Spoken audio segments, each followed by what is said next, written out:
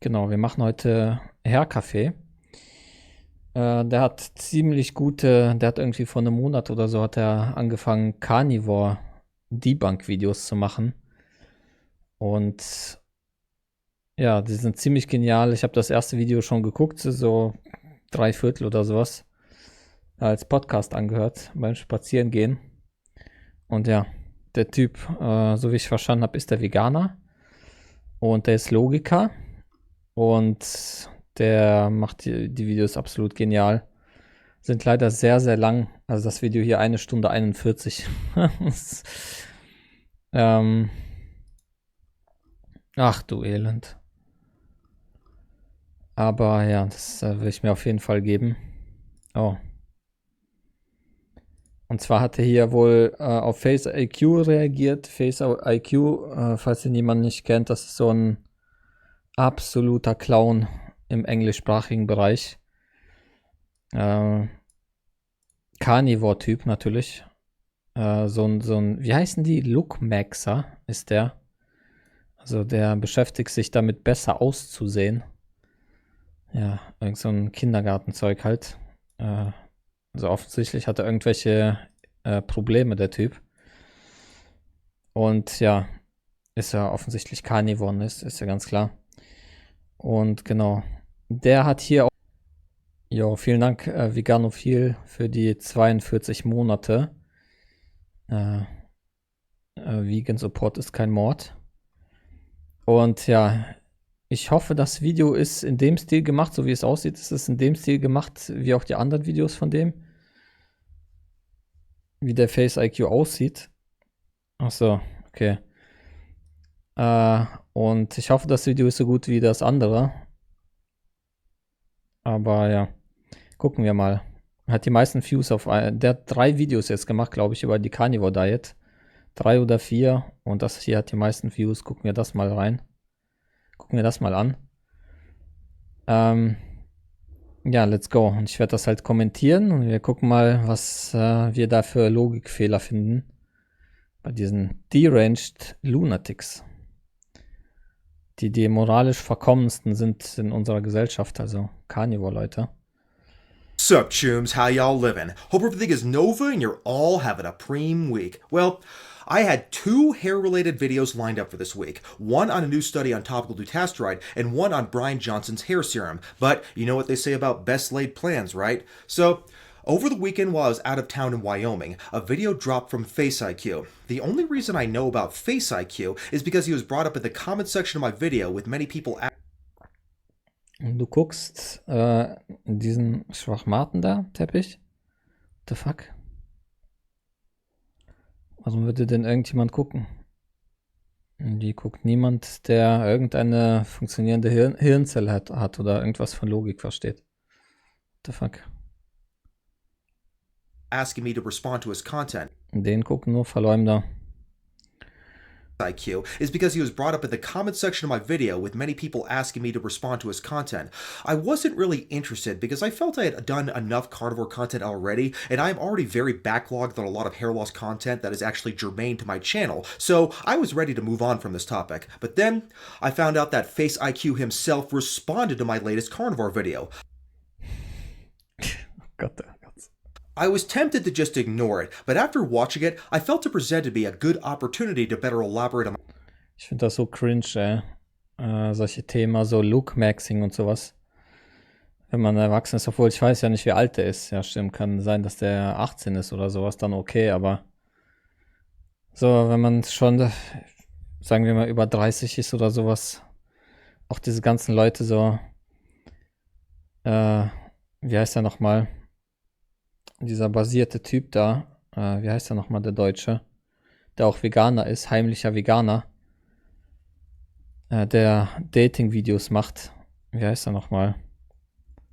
Habe ich schon zu lange nicht mehr geguckt, seine Videos, aber ja, der ist auch so in meinem Alter oder sowas. Also so geht auf die 40 zu und dass man da irgend so Dating-Videos macht und sowas, Dating-Tipps. Ich finde das schon giga-cringe. Man denkt, so aus dem Alter müsste man irgendwann raus sein mit, ich weiß nicht, 22, 25 spätestens. Peter Peter Fram heißt er. Peter? Auf jeden Fall Fram, ja. Ja, finde ich ziemlich cringe, um ehrlich zu sein. So ein Content. Sowas interessiert einen, Look-Maxing und Dating und sowas interessiert einen, wenn man irgendwie, ich weiß nicht, von 13 bis 22 Max oder so. Und dann sollte man langsam raus sein aus dem Alter. Aber okay. Jedem das seine. To just ignore it, but after watching it, I felt it presented me a good opportunity to better elaborate on my points by addressing his specific objections. So okay, I'll do another carnivore diet video, and then after that, it is back to some hair loss witchery. So, specifically, the video he made is this one, which is a response to my video titled 10 Reasons Why the Auch nur so ein übelster Cringe. Der FaceIQ ist auf den Server von Nutrivore gegangen und hat tatsächlich mit ihm gesprochen, mit Nutrivore im Chat. Ich war live dabei. Das war ein Unfall. Der hat die ganze Zeit, der FaceIQ, immer wenn der Nutrivore etwas gesagt hat, weil er ihm natürlich nicht ansatzweise das Wasser reichen kann, hat er es in ChatGPT eingegeben und hat das halt so vorgetragen, als wäre das von ihm selber. Also das war schon, ja, an Peinlichkeit, ja, halt dieser FaceIQ, ne? Peinlichkeit nicht zu überbieten, der Typ. Aber ja. Naja. Carnivore diet is unnatural and unhealthy. So, FaceIQ isn't on the carnivore diet. He eats raw meat, but he also eats fruit. But he abstains from all forms of, like, plants that are harvested through agriculture, like grains, beans, and also... Oh mein Gott. Why würde man sowas tun? thinks he avoids all vegetables too. So if I were to describe his diet, I would say it's kind of like a late 2000s style paleo diet. So not surprisingly, he's very anti-vegan and even brings... Also da ist nichts, was gefarmt wird auf Feldern und so. Oh mein Gott, nichts, was angebaut wird. Geharvestet wird oder so ein Kacke, oh Mann. up the fact that I am a vegan in his response video, even though my video had nothing at all to do with veganism. I even said that the healthiest diet that one could follow is a Mediterranean diet, which does include some animal products like fish. To his credit though, he did keep his cool. Ja, die gesündeste Ernährung laut Wissenschaft, wenn man nur komparative Analysen vergleicht, was man tun sollte, um herauszufinden, welche Ernährung die gesündeste ist, dann ja, es ist springen zwei Ernährungen hin und her auf Platz 1. Also Platz 1 und 2 springen zwei Ernährungen hin und her und das ist mediterrane und vegane Ernährung. Immer auf dem letzten Platz ist die Omnivore-Ernährung, die Standardernährung der Menschen. Die ist immer Referenz. During the video. I mean, maybe he took one or two swings at me, but he didn't completely lose his shit like Eddie Goki did when he responded to my older carnivore diet video, which I'll link below. Also, I should mention that he's playing a sped up video of me, so I know that I talk fast. People joke about that all the time, but I don't talk that fast. I thought I'd just go ahead and throw that out there. But regardless of his demeanor, Ja, du sprichst wirklich schnell. he's still wrong about most things he says in this video, so I'm not going to go through the entire video because not all of it is objectionable or relevant, so let's go through the points he takes issue with in my video, and I'll go ahead and respond. So I am going to provide 10 reasons as to why human beings are not carnivores and have never been a carnivorous or meat-based species at any point in history or... Never been meat-based. Also das da ist FaceIQ da oben. Da in der Ecke. Is just absolutely insane. I'm excited to see that evidence. History. So let's begin with number 10. Number 10 is the fact that plants have been a major part of the diet of humans throughout their entire existence at every time period and at every location they've ever been. Is this supposed to be a human or? Yes, it is. That is an illustration of a human. Throughout the video, FaceIQ claims that humans didn't exist 2 million years ago. He states that modern humans, meaning Homo sapiens, didn't appear until about 300,000 years ago, which is true. However, he says multiple times throughout this video that our human ancestors weren't human, so they aren't relevant to this discussion. Humans haven't existed for 2 million years, only around 300,000, so it's already, like, the title's already wrong, I don't know. The reason that these human ancestors like Homo erectus are indeed relevant is that they are our direct ancestors. It is in the period before Homo sapiens arrived on the scene that human brains grew and became large. Once Homo sapiens appeared, the brain size has been pretty stable. Even FaceIQ says at one point that it was eating meat that brought humans down from the trees and caused their advancement. From what we understand, the moment we did start eating meat, we came down from the trees, and we started eating the meat, the rotten meat that we would find from other hunted animals. That's when we started you see our skulls rapidly increasing in size. Coming down from the trees did not happen 300,000 years ago with the advent of Homo sapiens. No, it happened 2 million years ago, which is why the diet of humans 2 million years ago is still definitely relevant today. Eating plants is not some new development that happened only with the onset of agriculture about 12,000. Ja, was meint er da mit dieser Aussage? Ja, das ist relevant für heute, was wir vor 2 Millionen Jahren gegessen haben? Nein, ist es nicht. Also der Claim war schon mal Käse. Years ago, at the end of the last ice age, our earliest primate ancestors that we descended from were omnivores. Es folgt absolut, also ich sehe nicht, was daraus folgt, wie wir uns jetzt ernähren sollten, aus dem, was wir damals gegessen haben. Das folgt einfach nicht. Es ist das gesund, was wir jetzt feststellen, das gesund ist. Das hat nichts mit unserer Vergangenheit zu tun. Like we are today. Humans have always been. Das ist doch das Argument der Omnis. Also wir haben so lange Fleisch gegessen, deswegen kann Fleisch nicht schädlich sein, weil wir sind daran adaptiert. Nee, sind wir offensichtlich nicht. Sieht man ja an der aktuellen Wissenschaft. Omnivores, and so were all of our ancestors and closest relatives from the Great Ape Kingdom. The balance between meat. Yeah, they were. We have a completely different digestive system than them. That has nothing to do with what a human eats, but yeah, okay. How do you know what their digestive system looked like? I'm not talking about modern apes here. I'm talking about actual humans who were ancestors to modern humans. Those humans were much more closely related to us than our closest relatives today, like the chimpanzee, orangutan, and gorilla. So why would you think that other humans would have a completely different digestive system? Where's the evidence for that? All we have are fossil remains, so we don't have any... Man könnte nicht sehen wegen dem Dings da oben. Ja, das ist unlucky. Ich kann das Video so machen, aber ich kann das nicht verschieben, weil das ist extrem penibels genau eingestellt. Also Pixel für Pixel per Tastatur. Ich kann das nicht verschieben. Preserved remains confirming what their digestive system looked like. Eaten plants in the diet has varied over the epochs depending on the availability of the two types of food, but... Hä, war hier nicht irgend so eine Einstellung noch dazwischen, dass man das Bild so größer machen kann? Warum ist hier nur Vollbild und nicht Vollbild? Hä? Humans were never exclusively carnivores at any point in human history. So, it really makes me wonder, where does this myth come from? T drücken für Kinomodus. Ist das besser? That early humans were apex predators who exclusively ate just raw meat and only relatively recently added plants to their diet. Well, does he realize that a carnivore is just an animal that sustains their primary energy from meat? Like even a wolf has the animal. Ja, und der Carnivore-Typ ist natürlich der typische Carnivore, Carnitart, wie man so schön sagt. Der alles, was früher passiert ist, daraus zieht der Richtigkeit, ne, dass wir das auch jetzt so machen sollten. Und siehst du, haben uns daran gewöhnt, an Meat und sowas, ne, adapted und alles, deswegen sollten wir es auch jetzt machen.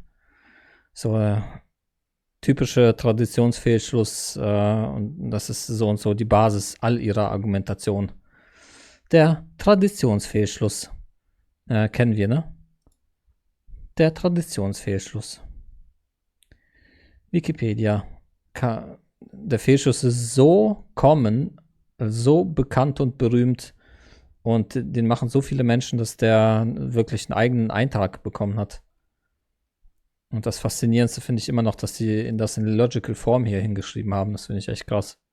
Das versteht so und so niemand, der sich nicht mit Logik beschäftigt. Die werden nicht verstehen, warum hier ein X steht.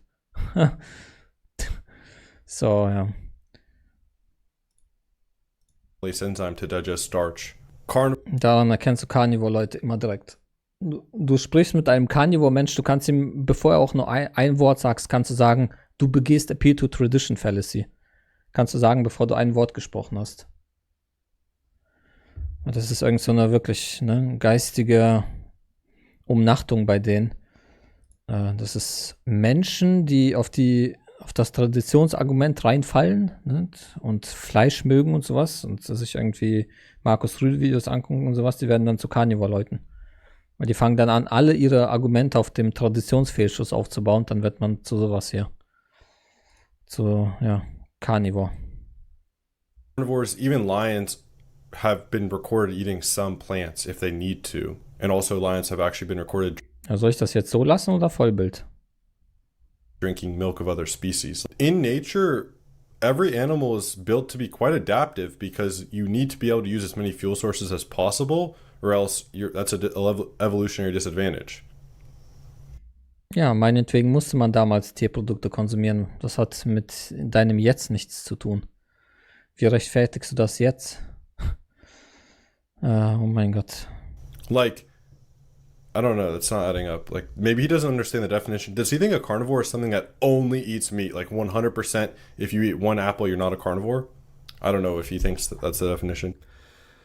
So this is a tedious semantics argument. He's blurring the distinction between carnivores and omnivores by claiming that all animals eat both plants and animals. Obviously, if a lion ate the stomach of its prey and consumed some plant matter in its stomach, it would still be a carnivore. Right off the bat, the authors admit that humans have always been omnivores. They say, quote, humans have inarguably always been omnivores, feeding on more than one trophic level, unquote. That's not really the definition, though. Like, even a hypercarnivore is something that eats 70% or more meat.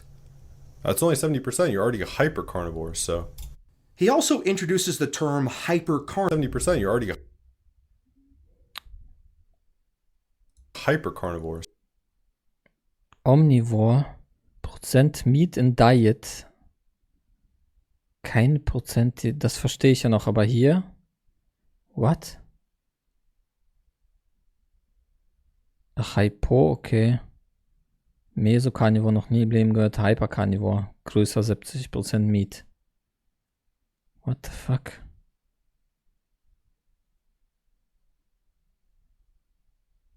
Was ist der Unterschied zwischen diesen beiden, wenn bei beiden keine Prozente angegeben sind, und ein Mesocarnivore ist zwischen 30 und 70, also was ist der Unterschied zwischen diesen beiden? Wenn der hier unter 30% ist, ja, der ist auch unter 30%, also was ist dann der Unterschied?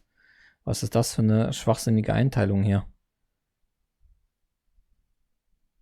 Ich nehme halt die Definition von Nico Rittenau. Oder nicht die Definition, sondern seine Position. Also, dass er sagt, ja, Fleisch only. Also 100% Meat. Also nur Kuh essen. Das ist für mich Carnivore. Okay. So. He also introduces the term hypercarnivore.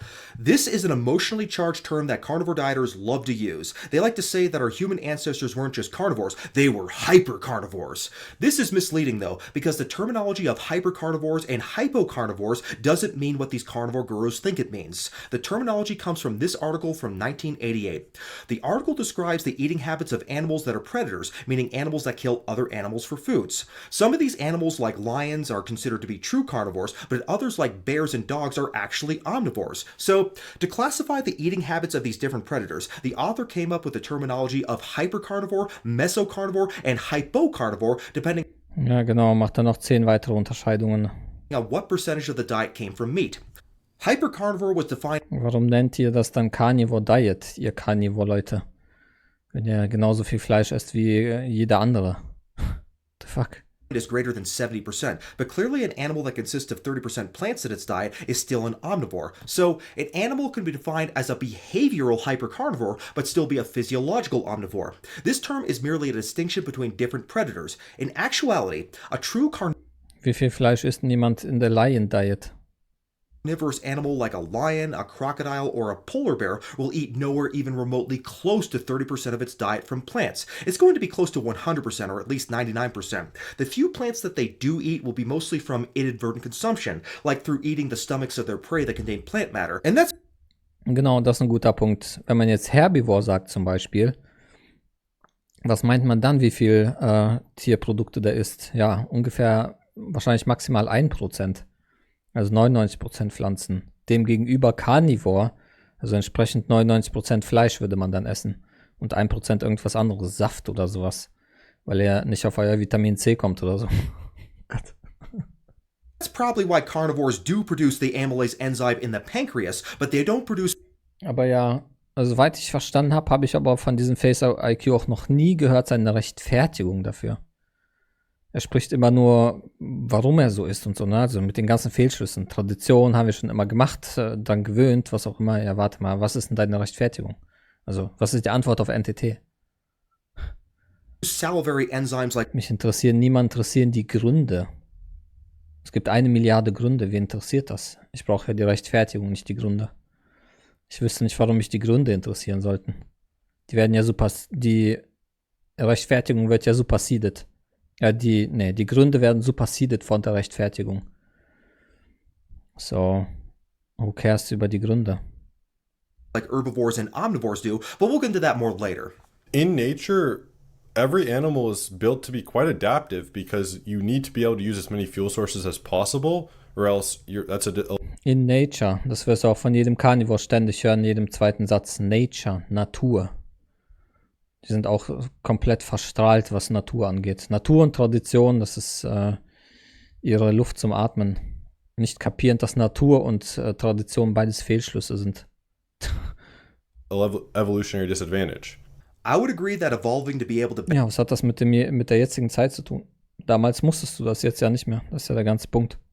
benefit from all food sources is an evolutionary advantage, and that's one of the reasons why humans are so successful, because we're omnivores. However, true carnivores are not that adaptive. If a lion or a crocodile... In der Debatte kannst du sogar von Anfang an granten, dass wir Carnivore sind.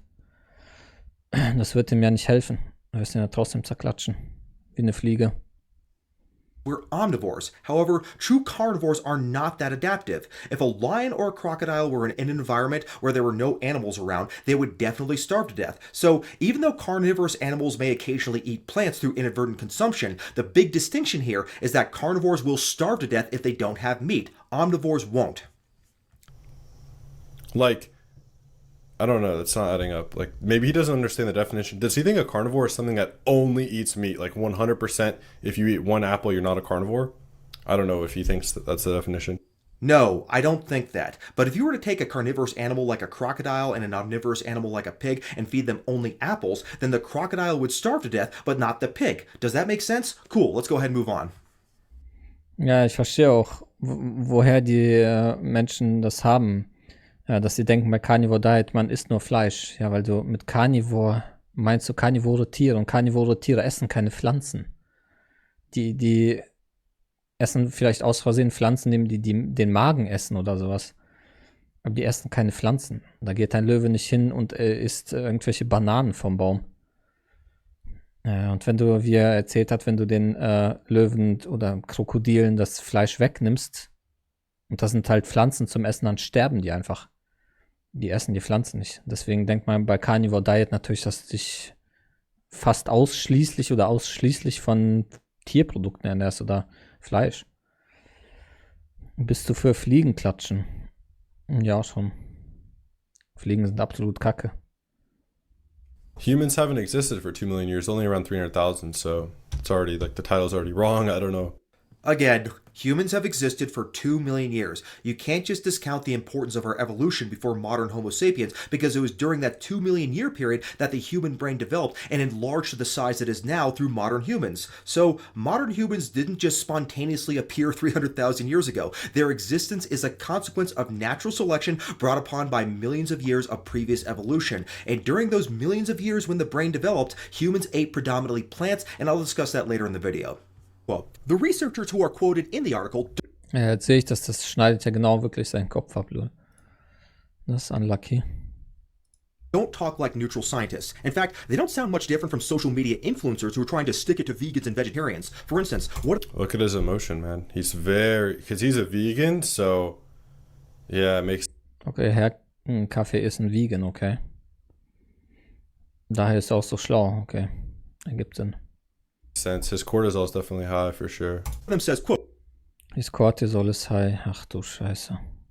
for many people today, the Paleolithic diet is a critical issue, not only with regard to the past, but also... Look at how he's reading it. Dude, you need to present the facts as facts without all of your emotion hijacking you.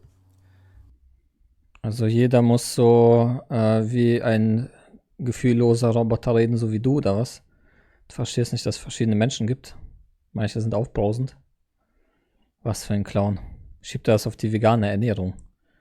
Oh mein Gott. Dude, it's just to add some levity to my videos. It has nothing to do with my cortisol levels, even though that's pretty funny. Looking at the acknowledgement at the end of the study, it's clear that at least one of the authors has a bias towards fad diets since he is a writer for the paleodiet.com. Show up that picture of like the guy connecting crazy dots on a board. Like, dude, make an argument about the findings, bro. You're just trying to discredit it that because he worked for the paleo diet or so. You don't think a conflict of interest is a problem in research? Maybe you'd have a point if that were my only argument, but it isn't, so let's go ahead and keep on watching. Right off the bat, the authors admit that humans have always been omnivores. They say, quote, humans have inarguably always been omnivores, feeding on more than one trophic level, unquote. That's not really the definition, though. Like, even a hypercarnivore is something that eats 70% or more meat. That's only 70%. You're already a hypercarnivore, so... Like I said, even if you eat 70% meat, you're still an omnivore. Because if you can avoid meat and not starve to death, then you are an omnivore. The chart you are using was just a way to distinguish the behaviors of predatory species, but a species can engage in carnivorism without actually being a biological carnivore. So I think you misinterpreted that paper, FaceIQ. As long as you can avoid starving to death without a source of meat, then you are an omnivore. Of course, no one from the carnivore community is ever going to quote that line from the study. The article goes through the usual arguments that humans have some anatomical features allowing the digestion of meat, such as the acidity of the stomach and the length of the intestine. Of course, that only argues against humans being pure herbivores, which no one is arguing, not even vegans. The fact is... But even herbivores eat meat. There's plenty of apes and monkeys recorded eating literally other... Here we go, hier kommt das wieder. Genauso wie bei dem anderen Carnitart, auf den ich schon mal reagiert habe. Zeigen die irgendwelche Rehe oder sowas oder Pferde, die Küken essen und so. Und was ist damit? Monkeys and stuff. Like, essentially every animal on Earth eats a mix of plants and animals. Und was ist damit? Like, even cows will eat worms and mice. Like, okay. It's not about that. We get that. Every single animal, anyone with any basic understanding of biology understands almost every animal alive is not strictly only eating plants or meat. This is common knowledge.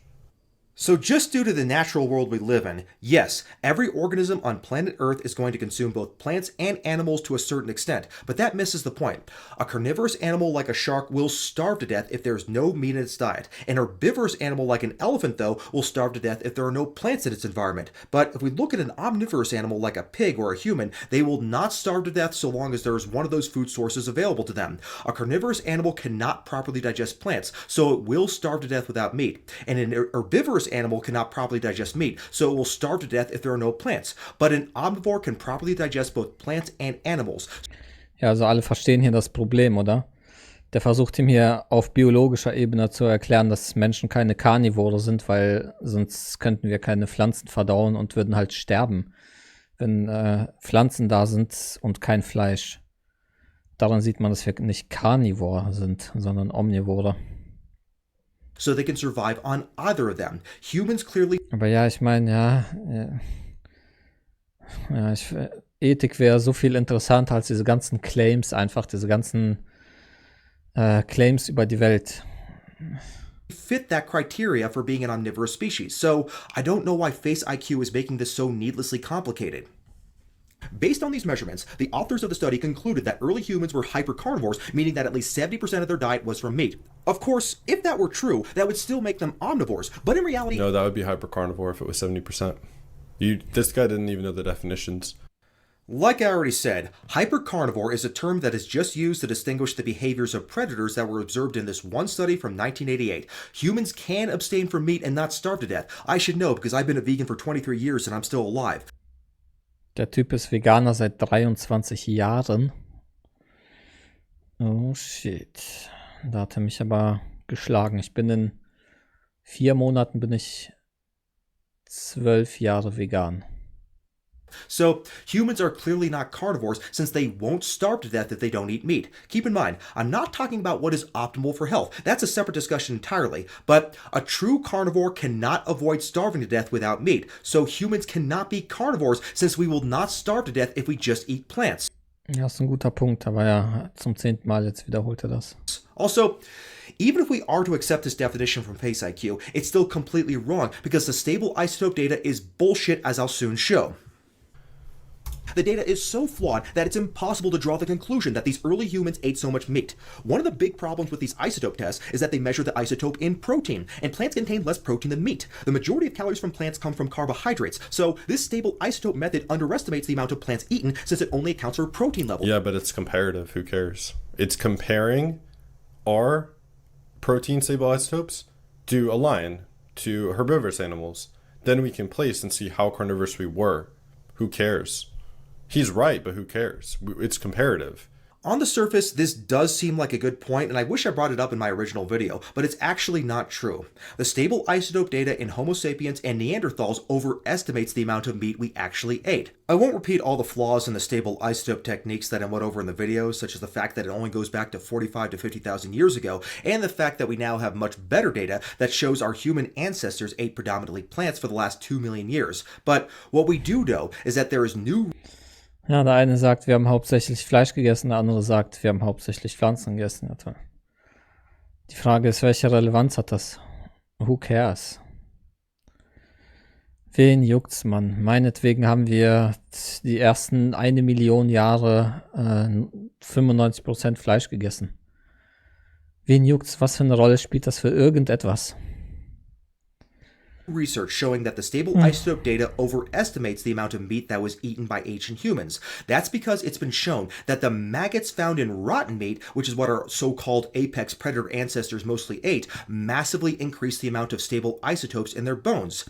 This is because maggots contain a much higher nitrogen stable isotope ratio than terrestrial animals, so this makes it look like we were eating a lot more meat than we really were. The new data shows that rotting meat has increased stable isotopes. Ja, Neandertaler haben Maden gegessen, also sollten wir jetzt Maden essen oder was? Ratios, largely because of the presence of Warum nicht das machen, was wir früher gemacht haben? Was haben wir noch alles gemacht, als es noch keine Gesetze gab? Oh mein Gott. maggots in the meat, since the maggots drive up the ratio, making it seem much higher than it really is. So this is yet another reason why we can't conclude from the isotope data that humans were hypercarnivores. Eating rotten meat is something that is still practiced today, and not just by RFK Jr. Eating rotten meat is common among modern-day Inuits and today, and not just by RFK Ach du Scheiße. Jr. Eating rotten meat is common among modern-day Inuits, and we know that ancient humans clearly ate carrion, so this isotope data does not give an accurate depiction of how much meat was actually eaten due to how much maggots influence the results of the data. Also, the tests have been done only on a small number of early humans, and there's a lot of variability between individuals in the accumulation of the isotope. In this study, there's so many stable isotope analysis throughout humans of 10,000 years ago to 100,000 years ago. No, there isn't that much data. We know this because collagen deteriorates completely after 50,000 years, so the research cannot go back any further than that. It's also based on a grand total of 213 samples. That's the total amount of samples. I added them up. That's not the thousands of samples that FaceIQ claims. Also, like I said, this stable isotope data cannot be trusted since maggots and insect consumption, which was common back then, dramatically increases the stable isotope ratios more than meat from land animals. In addition, we have better data that goes back much further in time that shows that our human ancestors ate predominantly plants, and will therefore overestimate the amount of meat consumption since early humans have been cooking meat for hundreds of thousands of years. Also, even though the authors are claiming that There is no evidence we've been cooking for hundreds of thousands of years. Wrong. We do have evidence that humans have been cooking meat for hundreds of thousands of years. There is strong evidence from archaeological sites that the cooking of meat has been done for at least 780,000 years and possibly even longer. So this claim by FaceIQ is just false. If you just look into the various stable isotope analysis throughout many regions of the world, throughout many time periods, you'll find it was predominantly meat in every single society. That's fascinating, I'll admit, but the stable isotope data cannot be trusted, as I already explained. Then you have people like the Maasai, the Inuit, where it almost is 100% raw meat. I don't know why the carnivore community keeps up bringing up the Maasai and Inuit Ja, damit kommen die immer an. as prime examples of how humans should live. The average lifespan of the Maasai is 55 to 60 years, and the average lifespan of the Ja, und da erzählen die auch wieder genau das Gegenteil. Maasai und Inuit, super gesunde Menschen, haben keine Arteriosklerose und alles, ja. should live. The average Natürlich zeigt die Wissenschaft genau das Gegenteil. Und dass sie eine Lebensspanne hatten von 55 bis 60 Jahren, aber naja. lifespan of the Maasai is 55 to 60 years, and the average lifespan of the Greenlandic Inuits is about 60 years old. And these figures do take into account infant mortality, so I don't want to hear anyone bring that up as a way to try to weasel out of this data. Meanwhile, the Okinawan Japanese have an average lifespan of about 80 to 87 years, so that's over a 2-decade difference, and their diet is mostly plants like sea vegetables and rice, as well as some fish and tofu. They also have an extremely high number of centenarians, meaning people who live to at least 100 years old. Conclusions of the study have already been debunked by much better research. We now have good data that proves that plants have always formed a very large part of the human diet, including during the period that these authors claimed that humans were hypercarnivores. First, we have this study here that shows that early humans used stone tools to prepare plants for eating as early as 780,000. Those weren't humans, but okay. They were humans. I don't think FaceIQ realizes that not every human was a Homo sapien. The reason why I brought up that article is that there is no evidence that humans and our human ancestors ever predominantly ate just meat, even going back to 2 million years ago. The authors of the study point out that Ja, mich hätte viel mehr interessiert eine Debatte zwischen den beiden. Und zwar Ethikdebatte offensichtlich, also wie der es rechtfertigt. Nicht seine fucking Gründe.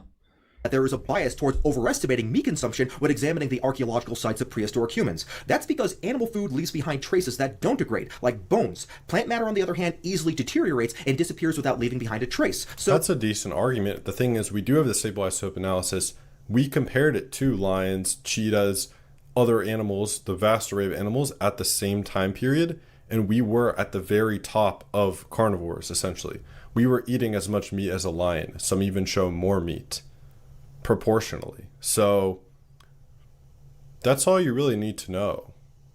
But the stable isotope data isn't reliable because maggot and insect consumption dramatically skews the outcome, so it doesn't give us an accurate estimation of how much meat we ate, especially since humans were scavengers who would eat rotting and decaying meat with insect larvae in it. Actual carnivores, though, like lions, are not scavengers. They eat their meat shortly after killing their prey.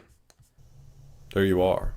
It leaves behind a lot less evidence than meat does. This is one reason some people have claimed that prehistoric humans ate mostly meat, but that is misleading. So, to overcome this bias, the researchers examined under a microscope the tools used by early humans and found a bunch. Those weren't humans. They were humans. Literally no evolutionary biologist would ever dispute this. Bro. Research implies that in contrast to what the carnivore gurus like to say, it is actually carbohydrates from plants that were necessary to drive the evolution of our increasingly large brains back then. The authors conclude, quote, "Our results indicate that lower Paleolithic Acheulean hominins invested time and labor in preparing a variety of plant foods in ways that increase their edibility and nutritional quality. These results emphasize the advanced cognitive abilities of the GBY hominids, adding unmatched evidence for the role of plant processing and consumption, a domain scarcely known." These weren't even humans, and from what we understand, the moment we did start eating meat, we came down from the trees and we started eating the meat, the rotten meat that we would find from other hunted animals. That's when we started. You see our skulls rapidly increasing in size. He keeps saying these aren't humans, but technically they are humans. They just aren't Homo sapiens. But he contradicts himself here because he brings up the time when humans first started coming down from the trees and eating rotten meat. Those things first happened millions of years ago. So clearly, FaceIQ thinks the actions of our early ancestors played an important role in our evolution. Despite what he believes mechanistically about the biochemistry of carbohydrates, it's clear from this research that plants played a major role in the diet of early humans and in the evolution of our brain because we were eating carbohydrates during the time when the brain was developing. There's also an even more recently published study that goes back even further to 2 million years ago. The researchers... Who cares? Those aren't humans. If you don't care, then why did you bring up the time when humans first came down from the trees and ate rotten meat? That happened millions of years ago, and those were humans that we evolved from directly. So their actions helped influence our development into the type of human beings that we are today.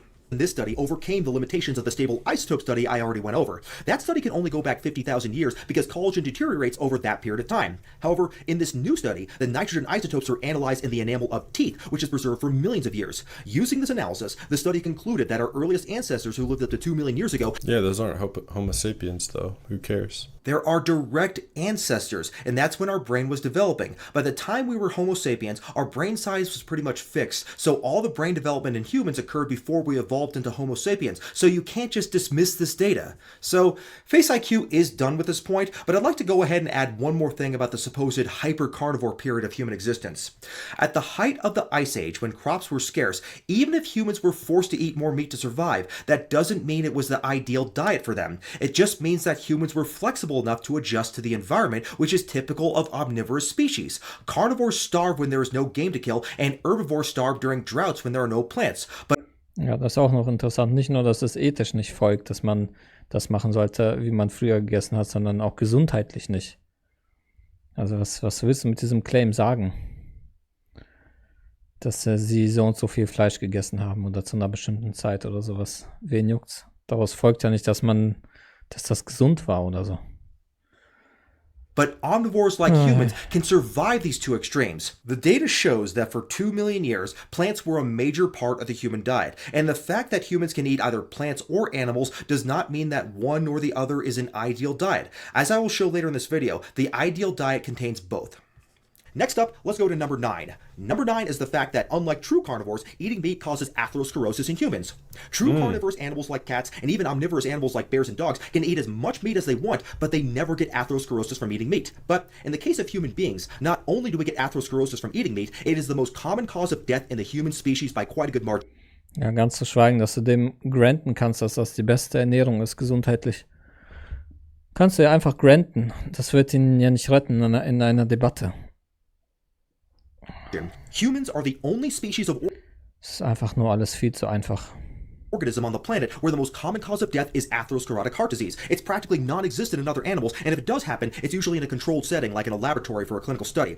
The fact that humans are susceptible to atherosclerosis shows that humans are not carnivores, they are omnivores. But until recently, it was Ja, im deutschsprachigen Bereich haben wir gesehen, was mit diesen Carnivore-Leuten ist. Der Feroz Khan hat ja eine Debatte gehalten, ne? Gegen einen Carnivore-Typ, gegen die zwei da im Garten. Habe ich ja darauf reagiert. Ja, da hat er ja den Carnivore-Typen gefragt, ob man eine Frau im Keller darf. Und ja, da wollte er sagen, ja.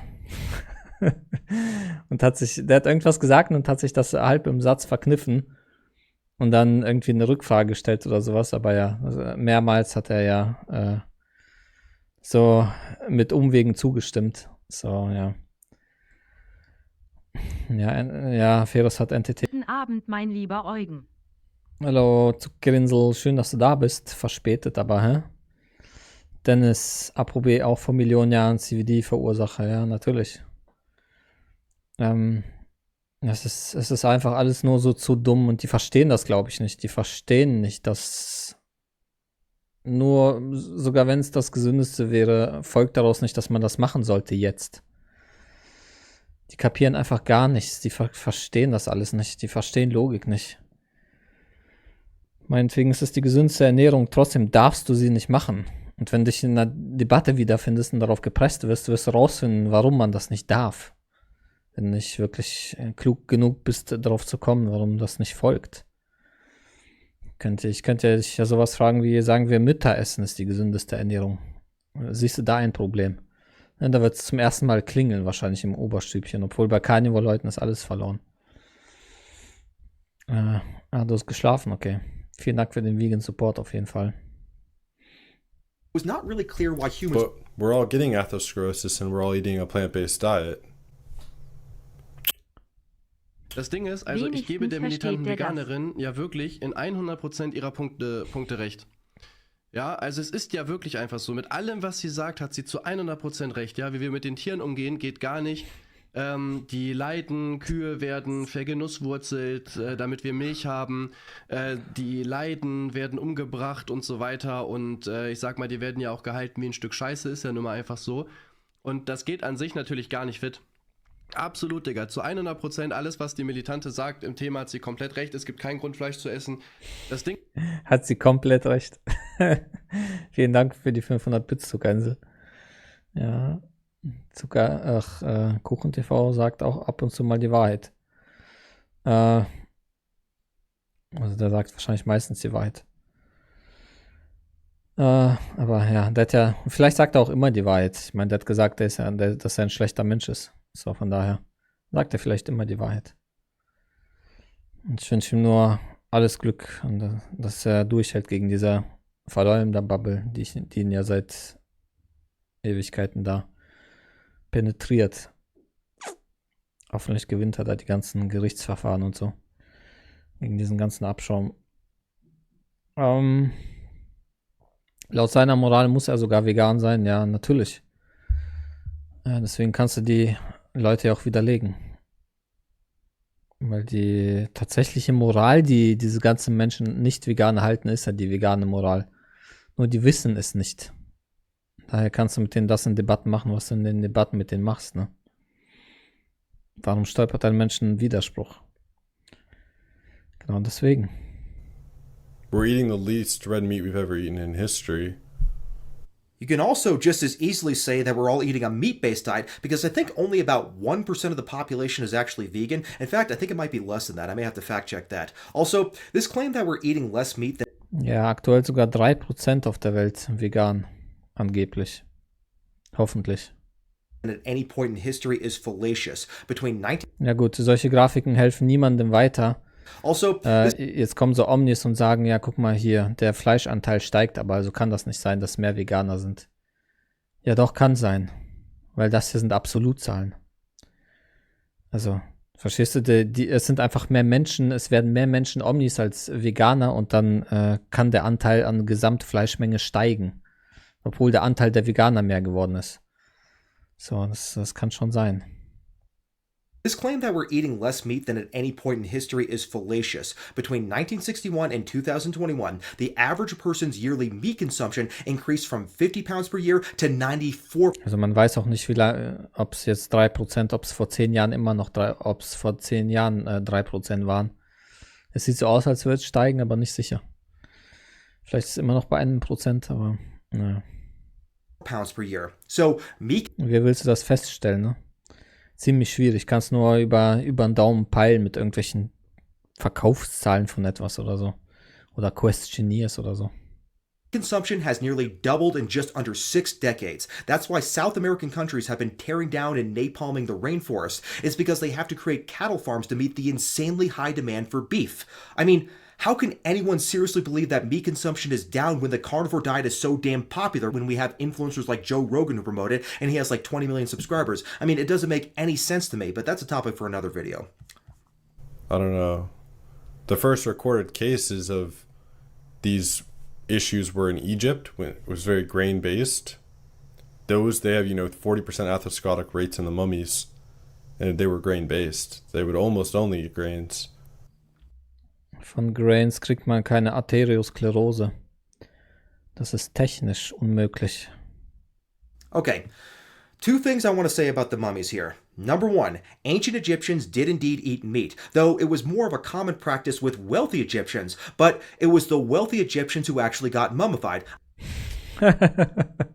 Das ist ein guter Punkt. I mean, just think about it. Mummification was a remarkable skill that probably wasn't common with the peasants, so any actual mummies we have found in Egypt would have likely been from the wealthy Egyptians who ate more meat.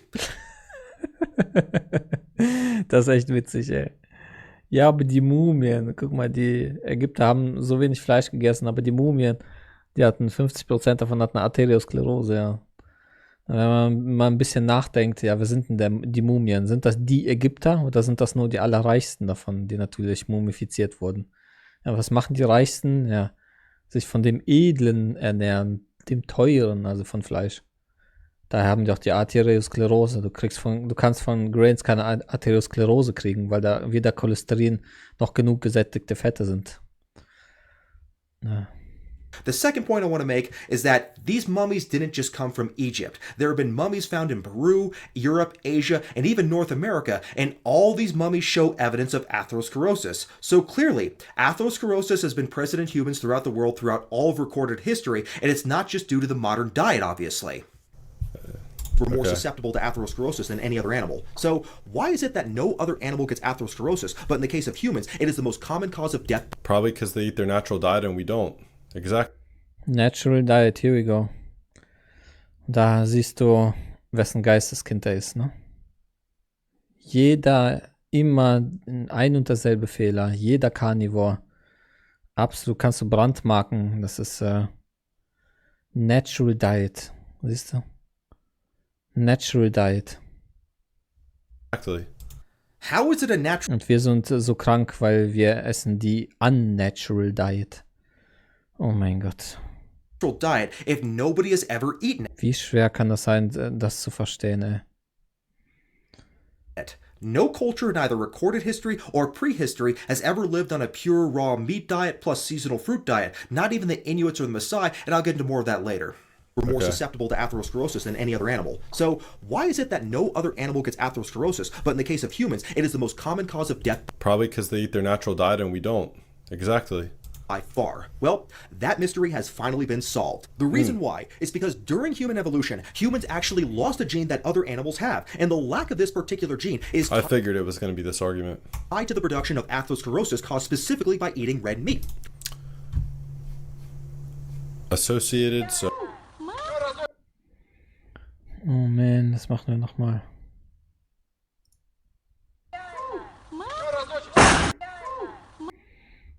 Naja, der hat das schon länger gemacht. Ja. Danke für die 100 Beats. So it's incidence, not risk actually. It's just the incidence of self-reported consumption. Yeah, it's just correlation studies. It's not. Correlation Studies, here we go. Das nächste Werkzeug von denen, Correlation. Cause and effect. This is not associative data I'm bringing up. I'm about to make an argument using mechanistic data, so you're anticipating the wrong argument here. Go ahead and keep watching. Our human ancestors lost a gene to produce a specific acid in the body called NEU5GC. We lost this gene about 2 to 3 million years ago. Since humans don't produce NEU5GC... 2 to 3 million years ago? Yet, when you observe people who were even eating predominantly red meat just hundreds of years ago before seed oils and such, the atherosclerotic rates were basically zero. Like, just look at what's already happened. Well, that can't be possible because, as we already went over, there are mummies that are thousands of years old who indeed show signs of atherosclerosis from all Ja, das hat er doch gerade selber gesagt. over the world. Also, atherosclerosis was present in autopsies performed in the 19th century. In fact, even Leonardo da Vinci, who died in 1519, described atherosclerosis in the blood vessels of elderly men. Obviously, medical equipment and diagnostic skills were not as sophisticated back then as they are today, so we can't exactly say what the incidence was hundreds of years ago, but we definitely know that it happened long before seed oils were common, so FaceIQ doesn't have the data to make a claim like this. Look at the Maasai and their actual average lifespan, excluding infant mortality, was 87. They have great health markers, eating a ton of red meat. The average lifespan of the Maasai is not 87 years old. It doesn't even come anywhere close to that, even if you include factors like infant mortality. I actually researched this, and I think I know where he got this information. It's because there's this article that was about an 87-year-old Maasai elder chief named Ole Tokona, I think that's how it's pronounced, and he was actually interviewed by a Western journalist to help make a strong case for Western medicine for the Maasai community. The actual average lifespan of the Da haben die das her mit den Maasai 87 Jahre, weil ein 87-Jähriger gesagt hat, dass er sich ernährt wie die Maasai oder was? Digga, das kannst du dir nicht ausdenken. Oh mein Gott. Maasai is 55 to 60 years old, and funny enough,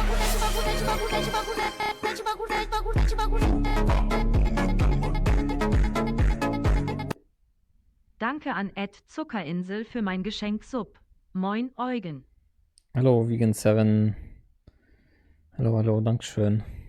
one of the reasons why they have such a high mortality is because of parasitic infections due to raw meat consumption. Another study shows the life expectancy of a 20-year-old Maasai man was only about 45 years old, which is lower than the average life expectancy seen in Kenyan people, which is 58 years old. And we even have another stronger study of 436 Maasai men that found that only 3 of them were over the age of 55. Ja, hier hast du die ganze tolle Lifespan. Der Carnivore argumentiert mit einer Person und der Veganer natürlich mit Wissenschaft, wo hunderte von Maasai geforscht wurde, wie alt die geworden sind, ja. Ja. That's fucking horrible! But it gets even worse than that though, Chums. Autopsies done on 50 Maasai men revealed extensive atherosclerosis, similar to reports of Ja, willst du Carnivore-Leute anders bezeichnen? Erzähl mir das mal. much older American men. So, if you are a Maasai, you are middle-aged by the time you graduate high school. If I were a Maasai, I would be considered an elder, and I'm only 44 years old. So, can we please stop aggrandizing the Maasai people? They're one of the most unhealthy populations on planet Earth, and their meat-heavy diet... Naja, aber die Carnivore-Leute sagen, nein, das sind die gesündesten. Und das war's. Ja, man kann rausfinden, wer richtig liegt. Aber die Carnivore-Leute werden sich natürlich niemals in eine Debatte stellen, von daher kann man nicht rausfinden, wer richtig liegt. diet consumption is one of the reasons why. It's a nice little theory. It's a nice mechanistic theory, but it didn't happen to play out in reality, did it? Now we have a ton of atherosclerosis when you're on a plant-based diet.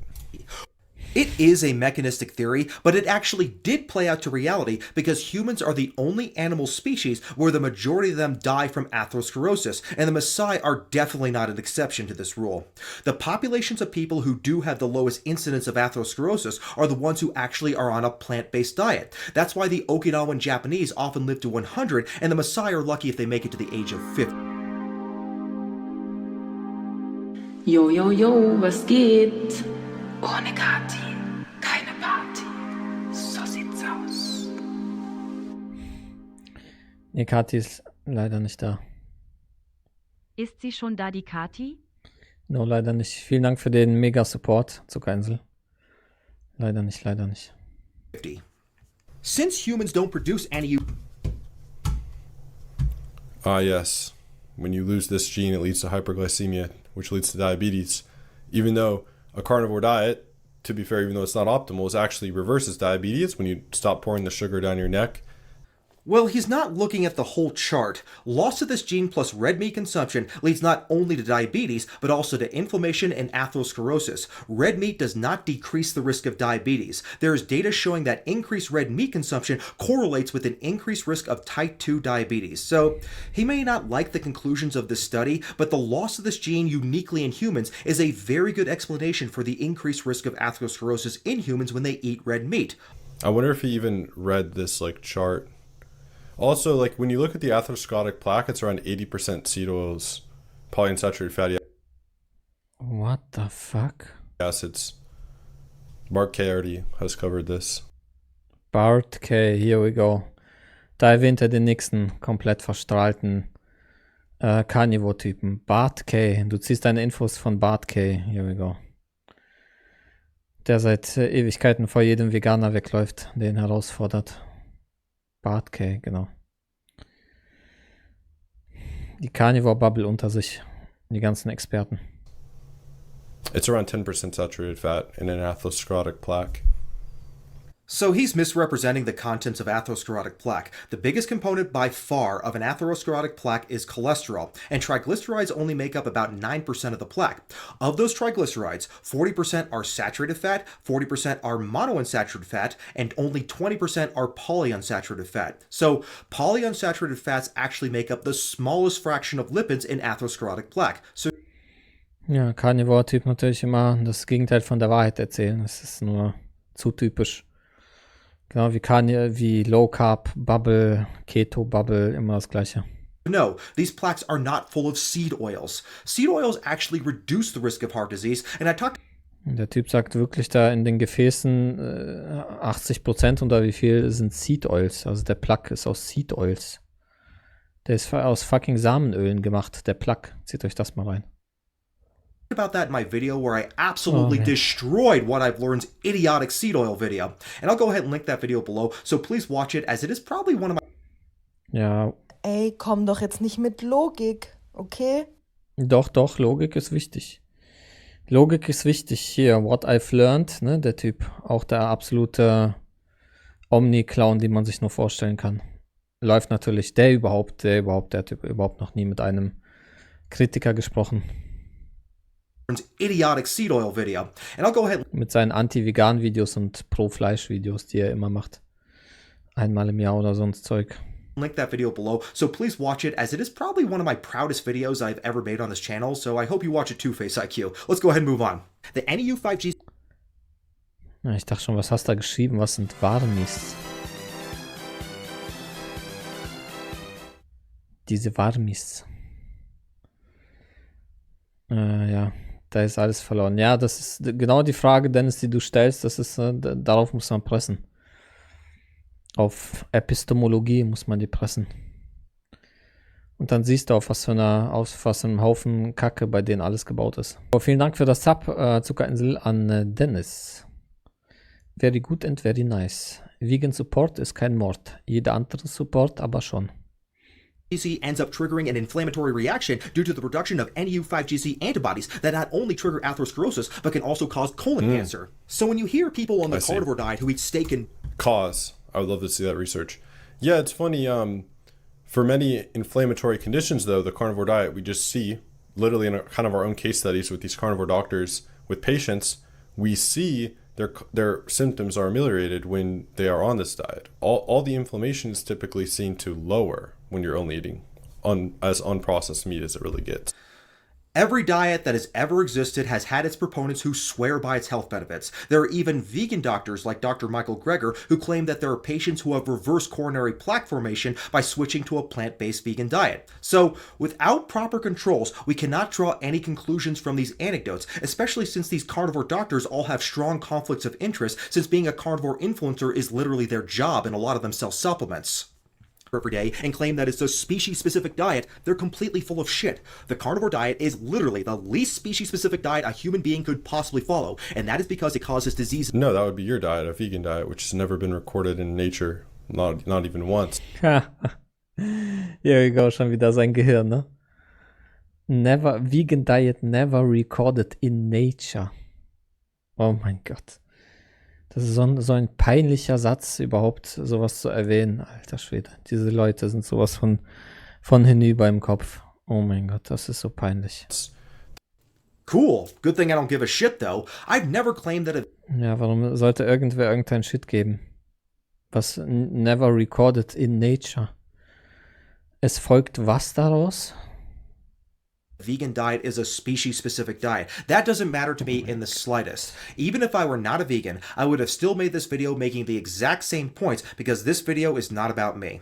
In humans due to a specific genetic mutation that occurred 2 to 3 million years ago that doesn't occur in any other animal on planet Earth. So, based on our genetics and evolution... It's just a mechanism which isn't supported by reality.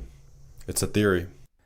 It is just a mechanism, but it is still a logical explanation for why humans have far more atherosclerosis than any other animal species, especially since the populations that eat the least amount of meat but the most amount of plants have the lowest rate of atherosclerosis. And it also goes against the idea that humans are uniquely attuned to eat a meat-based diet. So the mechanism is definitely logical considering humanity's unique problem with heart disease that doesn't apply to any other animal species. Okay, and there's a million mechanisms I can point to in every single food that cause an issue without nuance. Okay, every food you eat is unoptimal in deuterium. Okay, well that's actually true. It's it's something actually measurable. Okay, all your foods are like 140 ppm deuterium or more. Your mitochondria are suffering. He's trying to dismiss this as all just theoretical mechanistic data, but the fact is that if we were as well adapted to eat red meat as he claims, then we would not have lost this gene that prevents us from developing atherosclerosis. He brings up my diet, but this video is not about me or my diet. The argument I am making is that the most natural and most healthy diet a human can eat is an omnivorous diet that is predominantly plant-based, much like the Mediterranean diet. That's the diet that has both the best mechanistic data and the best outcome data, unlike the carnivore diet or the quasi-carnivore leaning omnivorous diet that FaceIQ follows, whatever you want to call that. Also, just because you can find people who follow it and don't get atherosclerosis, that doesn't mean a goddamn thing. I mean, we all know that there are smokers who live to be over 90 years old, so anecdotal claims like that really don't mean anything because some people just luck out with their genetics. Everybody knows that. And also, all the stuff he says... Ja, die Leute, die 100 plus werden, die werden nicht so alt, weil die viel Sport gemacht haben oder sich gesund ernährt haben oder sowas. It's all about the genes, man. It's all about the genes. Der eine kriegt nach einem Jahr Rauchen Lungenkrebs, der eine kriegt nie Lungenkrebs und hat 98 Jahre am Stück geraucht, so wie Gene Coleman. Afterwards about deuterium, mitochondrial suffering, and the Randall cycle, that's all just gibberish. He's obviously just trying to gish gallop here. None of that mechanistic theoretical data matters because we know that the populations who eat more plants have better biomarkers and better longevity. The reason why we shouldn't dismiss the NEU5GC mechanism is because the theory actually plays out, since we know people who consume a lot of red meat get more atherosclerosis and are more susceptible to colon cancer, the two things the NEU5GC... Ja, und der FaceIQ natürlich ist ein Fleischapologet, zerkleister Carnivore. Und also für den ist Fleisch dann wahrscheinlich auch gesund, ne? Der leugnet dann wahrscheinlich, dass Fleisch ungesund ist. Used to protect us from until... Was willst du dazu noch sagen? Würde sich aber niemals einer Debatte stellen, wo er darauf gepresst wird, natürlich. humans lost it about 2 million years ago. 8. Research shows that the healthiest diets are mostly plant-based diets. This point follows my last point because it's clear that based on scientific evidence that diets that are lower in red meat and more heavily plant-based are associated with better health outcomes. It's epidemiology correlation. It's nothing causal. Here we go. Immer die Evidenz, sag's einfach nur, das ist Korrelation. Nicht verstehen, dass alles Korrelation ist. Der Clown aller Clowns. Yeah, of course. It's also, there's so unlimited confounding variables which can't be accounted for. Genau, damit hast du dein eigenes Argument gerade debunked. Was los? Dein Hirn kurz angesprungen für 1 Sekunde oder was? And when they're accounted for, they're essentially like, we're going to make things up because we don't like the result. That's what accounting for is. This is not just associative data. We have randomized control studies done on the Mediterranean diet, which shows that it has a much lower incidence of heart disease than any other diets. Ja, aber das ist Korrelation. We have absolutely no data on any carnivore-style diets, but we do know that excessive meat consumption does increase the biomarkers that are associated with disease progression, like atherosclerosis. As far as the whole confounding variables thing goes, that doesn't apply to randomized controlled studies because the randomization process assures that the treatment group and the control group are equivalent, except for the fact that one group is getting... Naja. Und du kannst ja nicht alle confounding Variablen ausschließen. Ganz zu schweigen, also ich würde das nicht als Kausalstudien ansehen. Es gibt keine Kausalstudien. A treatment while the other is getting a placebo. Randomized control trials were invented precisely. RCTs wurden genau gemacht, um sich am allermeisten also der Approach von RCTs ist einfach so nah wie möglich an Kausalität dran zu kommen. Aber auch das ist keine Kausalität. Das ist die am nächsten an Kausalität dran, aber auch das ist keine Kausalität. To eliminate these confounding variables, and they are the gold standard of scientific research, so it's aber keine Kausalität. Completely ridiculous to dismiss them. The Mediterranean diet, for example, das stimmt. is based on the traditional diet of various cultures that have lived around the Mediterranean Sea for thousands of years. It is the only diet that is... Yeah, you know. Ja, jeder, der ankommt hier, der beste Konter ist halt mit diesem, das ist nur Korrelation. Jeder, der sagt, Wissenschaft stimmt nicht, wenn es Korrelation ist, dann musst du sagen, dass Rauchen nicht ungesund ist. Es gibt nur Korrelationsstudien zu Rauchen und Lungenkrebs. They lived around the Mediterranean Sea. They didn't eat much seafood, though, you know. They just ate plants. FaceIQ. This is not a vegan video. I know they ate fish and plants, but do you want to know what they didn't eat very much of? Red meat. And they are some of the longest lived people in the entire world, so who would have thunk it? It's been consistently shown in multiple randomized control trials to lower the risk of cardiovascular events. On the other hand, there are no studies showing any longevity benefits from carnivore. Compared to what? Or ketogenic. And also, it's, again, atherosclerosis takes decades to form often. How long are those RCTs? If they're 20 years, maybe I'd say, okay, that's something, but... The two major studies that have been done enrolled high-risk subjects for cardiovascular disease, and the average time frame for follow-ups was about 5 years. But despite that relatively short follow-up period, there was a marked reduction in cardiovascular events in people on the Mediterranean diet. So a really long time frame wasn't necessary since we can see results of improvement from cardiovascular disease in less than 5 years. So the reason why there isn't a longer study is because the results were already evident after just 5 years. These diets all raise serum LDL cholesterol, and we know that increased LDL cholesterol correlates with the development of atherosclerosis. Yeah, it correlates. So? Here we go. Leugne, dass Rauchen ungesund ist. LDL correlates. Zeig, was du für ein Carni-Brain hast. More. Du bist nicht umsonst Carni. Es gibt einen guten Grund, warum du Carnivore bist. More. Lass einen Carnivore reden und dann weißt du, warum er Carnivore ist. Also, when you control for confounding variables like insulin sensitivity, insulin resistance, inflammation, you have a lot of confounding variables. When you account for those, Paul Saladino has already done extensive work on this. Then this correlation disappears into thin air. No, it doesn't disappear. The correlation between elevated LDL cholesterol and heart disease is literally the strongest correlation known in medicine. And it's more than just a correlation, because if you lower LDL cholesterol... Ja, genau diese Grafik hier. Das ist eine der robustesten Evidenzen, die wir haben. weil die ja alle möglichen Arten reingenommen haben. Prospective Cohort Studies, RCTs, methodische Randomisierungsstudien und ja, es kommt raus, alle zeigen das gleiche Bild.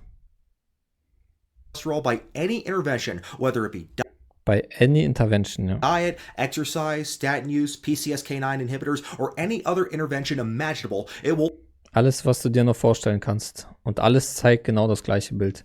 Seltsam, ne? Komischer Zufall. always lower your risk for cardiovascular disease. And we know that people who have an LDL lower than 70 are at an extremely low risk of heart Das Paper hier, das mit der besten Evidenz, das könnt ihr bei mir im Studiendokument finden. disease. And we know that people who have an LDL lower than 70 Im Fulltext habe ich das. are at an extremely low risk of heart disease. Conversely, people who are born with a condition called familial hypercholesterolemia have a 10-time greater risk of heart disease than the general population. This is based on hundreds of studies, and we know that it's causative because it is based on the Bradford-Hill criteria for establishing causation. I went over this in great detail in both my cholesterol video and my debunking the lies that the carnivore cult video, as well as my response video to Eddie Goki, and I'll go ahead and link all those videos below. FaceIQ is just trying to magically make this evidence go away by saying the magic word associative. But FaceIQ and people from the carnivore diet community do this in bad faith because they will have zero hesitation about accusing seed oils of causing all sorts of health problems based on extremely weak associative outlier studies that are cherry-picked to support. Ja, stimmt. Die ganzen Seed Oils machen das und das, machen krank. Das ist ja genauso alles Korrelation. Their anti-seed oil propaganda. Aber das ist alles richtig, diese Studien. Das ist alles so fucking cringe peinlich, ey. Carnivore-Leute zu hören, oh mein Gott.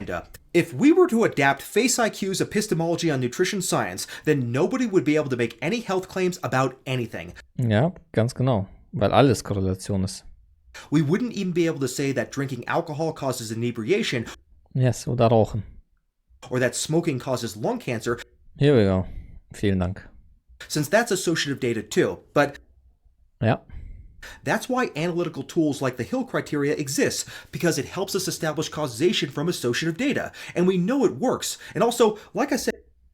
Ja, aber auch nur schon wieder. Man approacht ja nur Kausalität. Es ist ja kein Beweis für Kausalität. Die größte, ja, eine der solidesten, also das, was am allermeisten an Kausalität drankommt in der Wissenschaft, ist, dass LDL-Cholesterin Arteriosklerose verursacht. Weil es so viele Studien gibt, weil es alle Arten von Studien gibt, die alle das Gleiche zeigen, wie auf der Grafik da gezeigt, die alle das Gleiche zeigen. Du reduzierst LDL-Cholesterin, ne, und die Events nehmen ab. Said before, the data isn't all just associative anyways. There are randomized clinical trials that all come to the same conclusions. So all these diets will increase the risk of getting heart disease. No, that's not the risk. You're saying those diets, when observed, have a higher incidence, which is different. It's not really different. If you have a 50% incidence of heart disease on a diet, then your risk of getting heart disease is 50%. So this is just more semantical hair splitting to gaslight the research. Ja, stimmt, da sieht ein bisschen wie Mike O'Hearn aus, ja. High LDL, it completely depends on how high is your HDL, how low are your charge. Hier kommt kompletter Bullshit jetzt. Ja, auch das Übliche von Carnivore-Leuten immer. Es ist nicht das LDL, es ist irgendeine Ratio, es ist HDL, Triglyceride und so. Nee, es ist nicht. Triglycerides. How good is... Kannst keine dieser Positionen könntest du in einer Debatte, Live-Debatte verteidigen. Wenn du mit Leuten sprechen würdest, die Ahnung davon haben. Your overall metabolic health. When you account for that, your LDL is nothing to be concerned about. Nah, that's mostly rubbish. I mean, it's true that there are multiple risk factors for atherosclerosis, but all the research shows that even when you take into account all those risk factors, LDL is still the biggest risk factor, and it is completely independent from all other risk factors. So, even if you don't... Aber ist egal, das interessiert ja nicht, weil die essen jeden Tag zu jeder Mahlzeit LDL-Cholesterin. Also, oder Cholesterin, den Cholesterin, gesättigte Fette und sowas, also es steigert, jede Mahlzeit bei denen steigert LDL-Cholesterin, deswegen werden die offensichtlich die Wissenschaft leugnen. have high blood pressure or high triglycerides, you can still develop atherosclerosis if you have elevated LDL levels. Also, the idea that HDL can protect against LDL is an outdated theory. We know this because drugs that were developed to raise HDL don't actually protect against heart disease. So it's more likely that HDL is benign or that a high HDL is indicative of a healthier lifestyle in general, since HDL is elevated by things like exercise and a healthy diet. So HDL is associated with a lower risk of heart disease, but it doesn't play a causal role in lowering it. There are areas on the planet called blue zones, which have the greatest number of people living to over 100 years old. So, oh yeah, Okinawa, Japan, essentially the raw meat capital of the world. Exactly. The meat they predominantly eat isn't red meat, it's fish, and their diet is still mostly plants. Specifically, their diet consists mostly of foods like sweet potatoes, green leafy or root vegetables, or soy foods like miso or tofu that is occasionally served with cuts of fish or lean meats. So this is definitely a plant-centric diet, even if it's not a completely vegan diet. They also eat a lot of sea vegetables too, which are Ja, habe ich auch schon aber von Nicht-Veganern gehört. Die erzählen jetzt, Okinawa ist irgendwie, was hat er gesagt? Meat-Mittelpunkt in Japan oder so. Wo haben die das auf einmal her? extremely high in antioxidants, DHA and EPA, which probably contributes to their longevity. So calling the Okinawans the meat-eating capital of the world would be like Meat-Eating Capital of the World. Was willst du damit sagen? Die essen dort das meiste Fleisch auf der Welt oder was? Alter Schwede. like describing San Francisco as MAGA country. It's a complete joke. What do all these blue zones have in common, you may ask? Well, they all follow a predominantly, but not exclusively, plant-based diet. If humans were truly carnivores, then the longest-lived populations would not be the people who eat the most plants. That should be obvious. All right, moving on to number... Unlimited confounding variables. Modern medicine, for one. Yeah, just ridiculous. Everybody gets modern medicine, so how is this a confounding variable? Europeans and Canadians have free healthcare and they eat plenty of meat, but they don't live as long as these blue zone populations, so this argument isn't applicable. Number 7. Humans cannot produce their own vitamin C like carnivores can, and meat is lacking in many essential vitamins and minerals. Okay, so let's go ahead and start with vitamin C. All true carnivorous animals produce their own vitamin C, since meat generally... This is extremely bad faith, and a lot of uneducated people will not see through this. Almost every animal on Earth besides humans produces its own vitamin C. Both herbivores, omnivores, carnivores. So yes, carnivores fall under every animal on Earth, but every lamb, every sheep, every cow, every animal, no matter what they eat, essentially produces their own vitamin C besides humans. Almost every single one. So you could replace this word carnivores with herbivores. No, and herbivores do get some from their diet, just as we do from meat as well, by the way. But almost every animal on Earth produces their own vitamin C. Okay, so a lot of animals do produce their own vitamin C, but why do you think that is? It's obviously because vitamin C is extremely important both to carnivores and to herbivores. Also, there are still many... Ja, so important, dass Menschen das nicht herstellen, ne?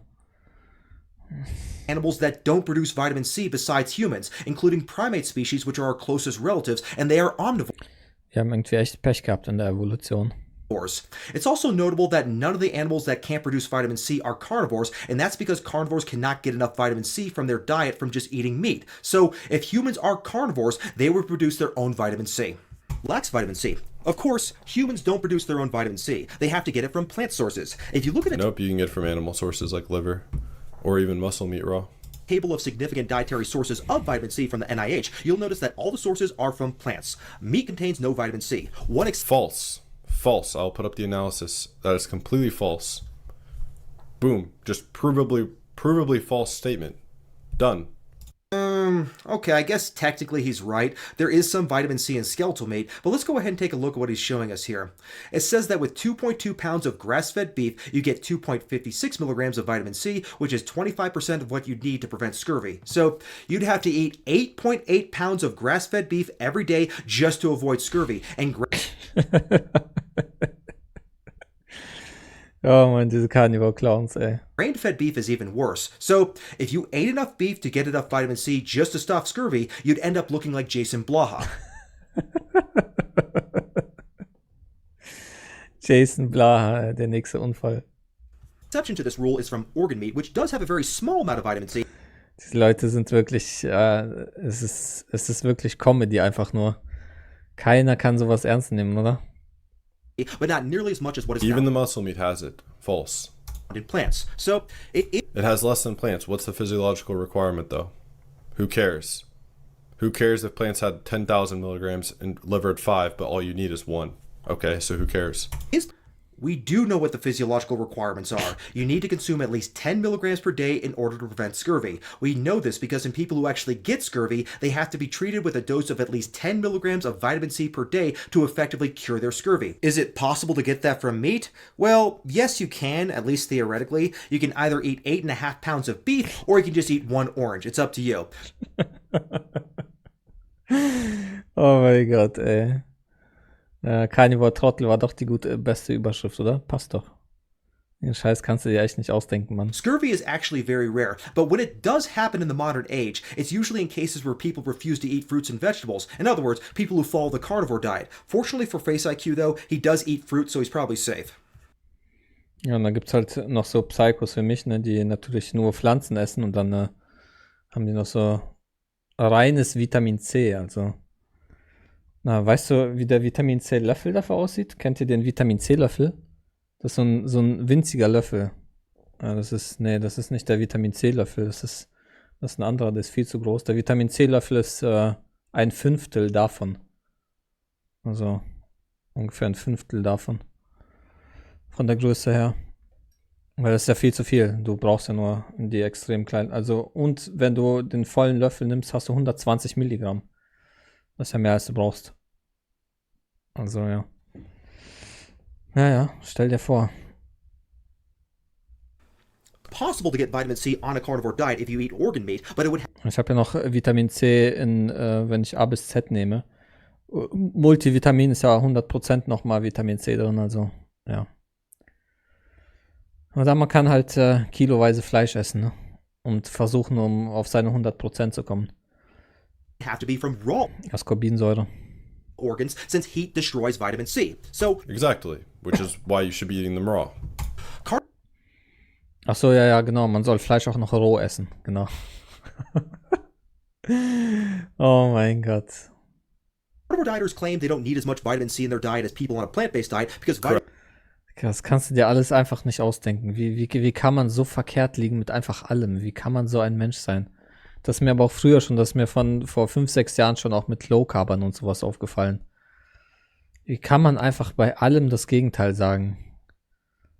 vitamin C is involved in carbohydrate metabolism, and they don't consume a significant amount of carbohydrates, so therefore it's not a problem. However, Correct. let's not fool ourselves, Jones. Vitamin C is still absolutely an essential vitamin, and it is not easy to get enough of it on a pure carnivore diet. Enough of it on the basis of what? Enough as in you need at least 10 milligrams per day to prevent scurvy. That's been documented, and we know that the people who do get scurvy are people who avoid fruits and vegetables. So even if vitamin C requirements are lower in carnivores, they are still more likely to get scurvy. We already have observed the physiological requirement is clearly very low on those following this diet, hence the Inuit. They would eat the blood, the organs, the meat, they'd have plenty of vitamin C. The physiological requirement of vitamin C when you're eating the proper diet is almost nothing at all. That is all demonstrably false. The Inuits do not live off a purely carnivorous diet. It's been shown that they get about half of their vitamin C from sea vegetables and algae. Algae in particular is very high in vitamin C. It can be as high as 18 milligrams per gram, Also auch die kriegen ihr Vitamin C aus Pflanzen. Gigi Nore. which is an even higher vitamin C content than what's found in citrus fruits. So it is a myth that the Inuits get their vitamin C from meat. They eat literally the most vitamin C rich food in the world. Ja, und der Omni wieder komplett auf die Nase gefallen. Wie bei allem, was er sagt. Komischerweise. Algae. Especially because you have so much collagen and amino acids and hydrolyzed proteins in the diet, which is mainly what vitamin C is used for anyway, so. Even if their mechanistic hypothesis is true. So it's possible that Their mechanistic hypothesis is already played out with the Inuit. The Inuit don't supplement vitamin C, they barely eat anything but meat, raw meat. They have no scurvy. Boom, you're done. Inuits don't get scurvy because they eat foods that are rich in vitamin C, like deep sea vegetables and algae. In fact, there is a plant grown by the Inuits called Cochlearia officinalis, I think that's how it's pronounced, which is nicknamed scurvy grass because it is a traditional medicine of the Inuits that is used to cure scurvy. Die bauen sogar Scurvy Grass an. Und der Typ erzählt, die kriegen Vitamin C von rohem Fleisch. Ja, genau. So, if they could get all their vitamin C from meat, then why would they have to grow a plant to actually stop scurvy? That doesn't make any sense to me. Already been proven. That some people on the carnivore diet will get enough vitamin C to avoid scurvy, and that's probably because most of them take vitamin C supplements. But scurvy... That's a cope. No one does that. Well, fine, but I still think they're taking vitamin C supplements and lying about it. I mean, if Steak and Butter Gal is willing to use filters to pretend to be better looking than she really is, then I don't put it past her to lie about taking a vitamin C supplement, and that goes for a lot of other carnivore influencers too, especially the ones who are selling supplements themselves. Ja, genau, die sind natürlich auch alle gegen Supplements natürlich, weil Appeal to Nature Fallacy. Es ist nicht natürlich. Alter. Man weiß gar nicht, wo man anfangen und aufhören soll bei diesen Leuten. Scurvy has still been reported to occur on extreme carnivore diets. Ja, ich hier mit meinem ganzen Zeug, also bei mir hier das ganze Zeug rumfliegt, also ich weiß nicht. Ist echt schlimm. Und So it definitely can still happen. If it's of raw carnivores eating organs and blood from fresh meat, it might be interesting. ja, wie rechtfertigst du das denn? Dass man sowas isst. But Heutzutage, in deiner jetzigen Situation. one very important point the carnivore cult I mean, again, in history, raw horse meat was often fed to cure scurvy because it's full of hydrolyzed protein and vitamin C. And often people actually developed scurvy when they ran out of meat. I don't know if this old fable is true or not. I'll go ahead and take his word for it. I mean, horse meat does have some vitamin C in it, but not nearly as much as what's found in fruit. So even if horse meat were used to treat scurvy, fruit could have done a much better job at it. Seems to forget is that just because you're eating enough vitamin C to prevent scurvy, that does not mean that you're eating optimal levels of vitamin C for health overall. Vitamin C is not just about stopping scurvy. It's also a very powerful antioxidant. It's important for wound healing. It has a strong anti-aging effect since it helps boost collagen production of the skin. It also boosts the immune system, and it helps with the absorption of certain minerals like iron. So to put this all into perspective, if we compare... Yeah, and you get as much vitamin C as you need from eating raw organs and the whole raw animal, because that animal was, if it's healthy, functioning and alive, with that much vitamin C in its body. Exactly. So you consume the entire animal, you consume everything that living animal had. Therefore, you get everything you need. It's pretty common sense. It's pretty obvious. And evidently, it played out as reality with the Inuit. Inuit populations don't get scurvy because half of their vitamin C content comes from plant sources and algae. Content from a single serving of liver to a single orange, a 100-gram You'd, again, no relevance whatsoever. You'd have to show that the physiological requirement isn't being sustained by the liver, which it is, evidently. We do know the physiological requirement for vitamin C. It's 10 milligrams per day. That's not to get the full benefits of vitamin C, that's just to prevent scurvy. You can get that with raw liver, but it's much easier to get it from plants. A serving of liver has about 1.3 milligrams of vitamin C. A single orange, on the other hand, has about 70 milligrams of vitamin C. I know there... Okay, and how much will you absorb with the GLUT4 transporter? On a competition, on a raw carnivorous diet, the GLUT4 transporter is wide open. You get all the vitamin C you eat. We've already observed, there's studies showing that when you have sugar and vitamin C together, competing for the GLUT4 transporter, you can have up to 90% of it not absorbed. So, okay. None of that matters because we know that you need 10 milligrams per day minimum to prevent scurvy. It doesn't matter if you're getting it from liver or from an orange. 10 milligrams is minimum. There is no way to get around that. That's why carnivores have to synthesize their own vitamin C because meat doesn't have enough of it most of the time. There is no evidence that carnivores get an exemption from this rule. This is further reinforced by the fact that the few people who still do get scurvy in the modern era are people who don't eat fruits and vegetables. There is some dispute about this, but even the most optimistic sources show that raw liver doesn't have nearly as much vitamin C as what is found in plants. So, okay. More is not always better. In fact, excess vitamin C turns to oxalates in the body. I'm not sure if you're aware of that. So it is theoretically possible to get too much vitamin C and experience unpleasant side effects like an upset stomach, diarrhea, and rarely kidney stones as well, but you'd have to consume a ridiculously high amount of vitamin C, over 2,000 milligrams per day over a long period of time. Realistically, such levels could only be achieved through excessive supplementation. A single orange only has about 70 to 90 milligrams of vitamin C, so you'd have to consume at least 25 oranges per day every day over a long period of time to get anywhere close to being at risk of consuming too much vitamin C. And if FaceIQ's theory is right that carbohydrate consumption reduces the absorption by 90%, then you'd have to take 10 times that much to get vitamin C hypertoxicity. So this isn't a practical problem in the slightest. That's wild. Ja, stimmt. dass die Bank den ja noch mehr, wenn er sagt, dass wir viel weniger, ja, outplayed, dass wir doch viel weniger, dass wir doch so viel weniger aufnehmen wegen den Transportern. 90% nicht aufnehmen, ja. Verstehst du, dass dann die Toleranz für Toxicity auch 10-mal höher ist? Also ich kann nicht mehr, ey. A lot of people who supplement Das ist wirklich diese Carnivore-Leute, das ist einfach nur Popcorn-Kino. Das ist nichts, was irgendwer hier ernst nehmen sollte. vitamin C, get kidney stones. Aber wie weit ist das meine? Okay. Alter, wir sind bei der Hälfte. Um Gottes Willen.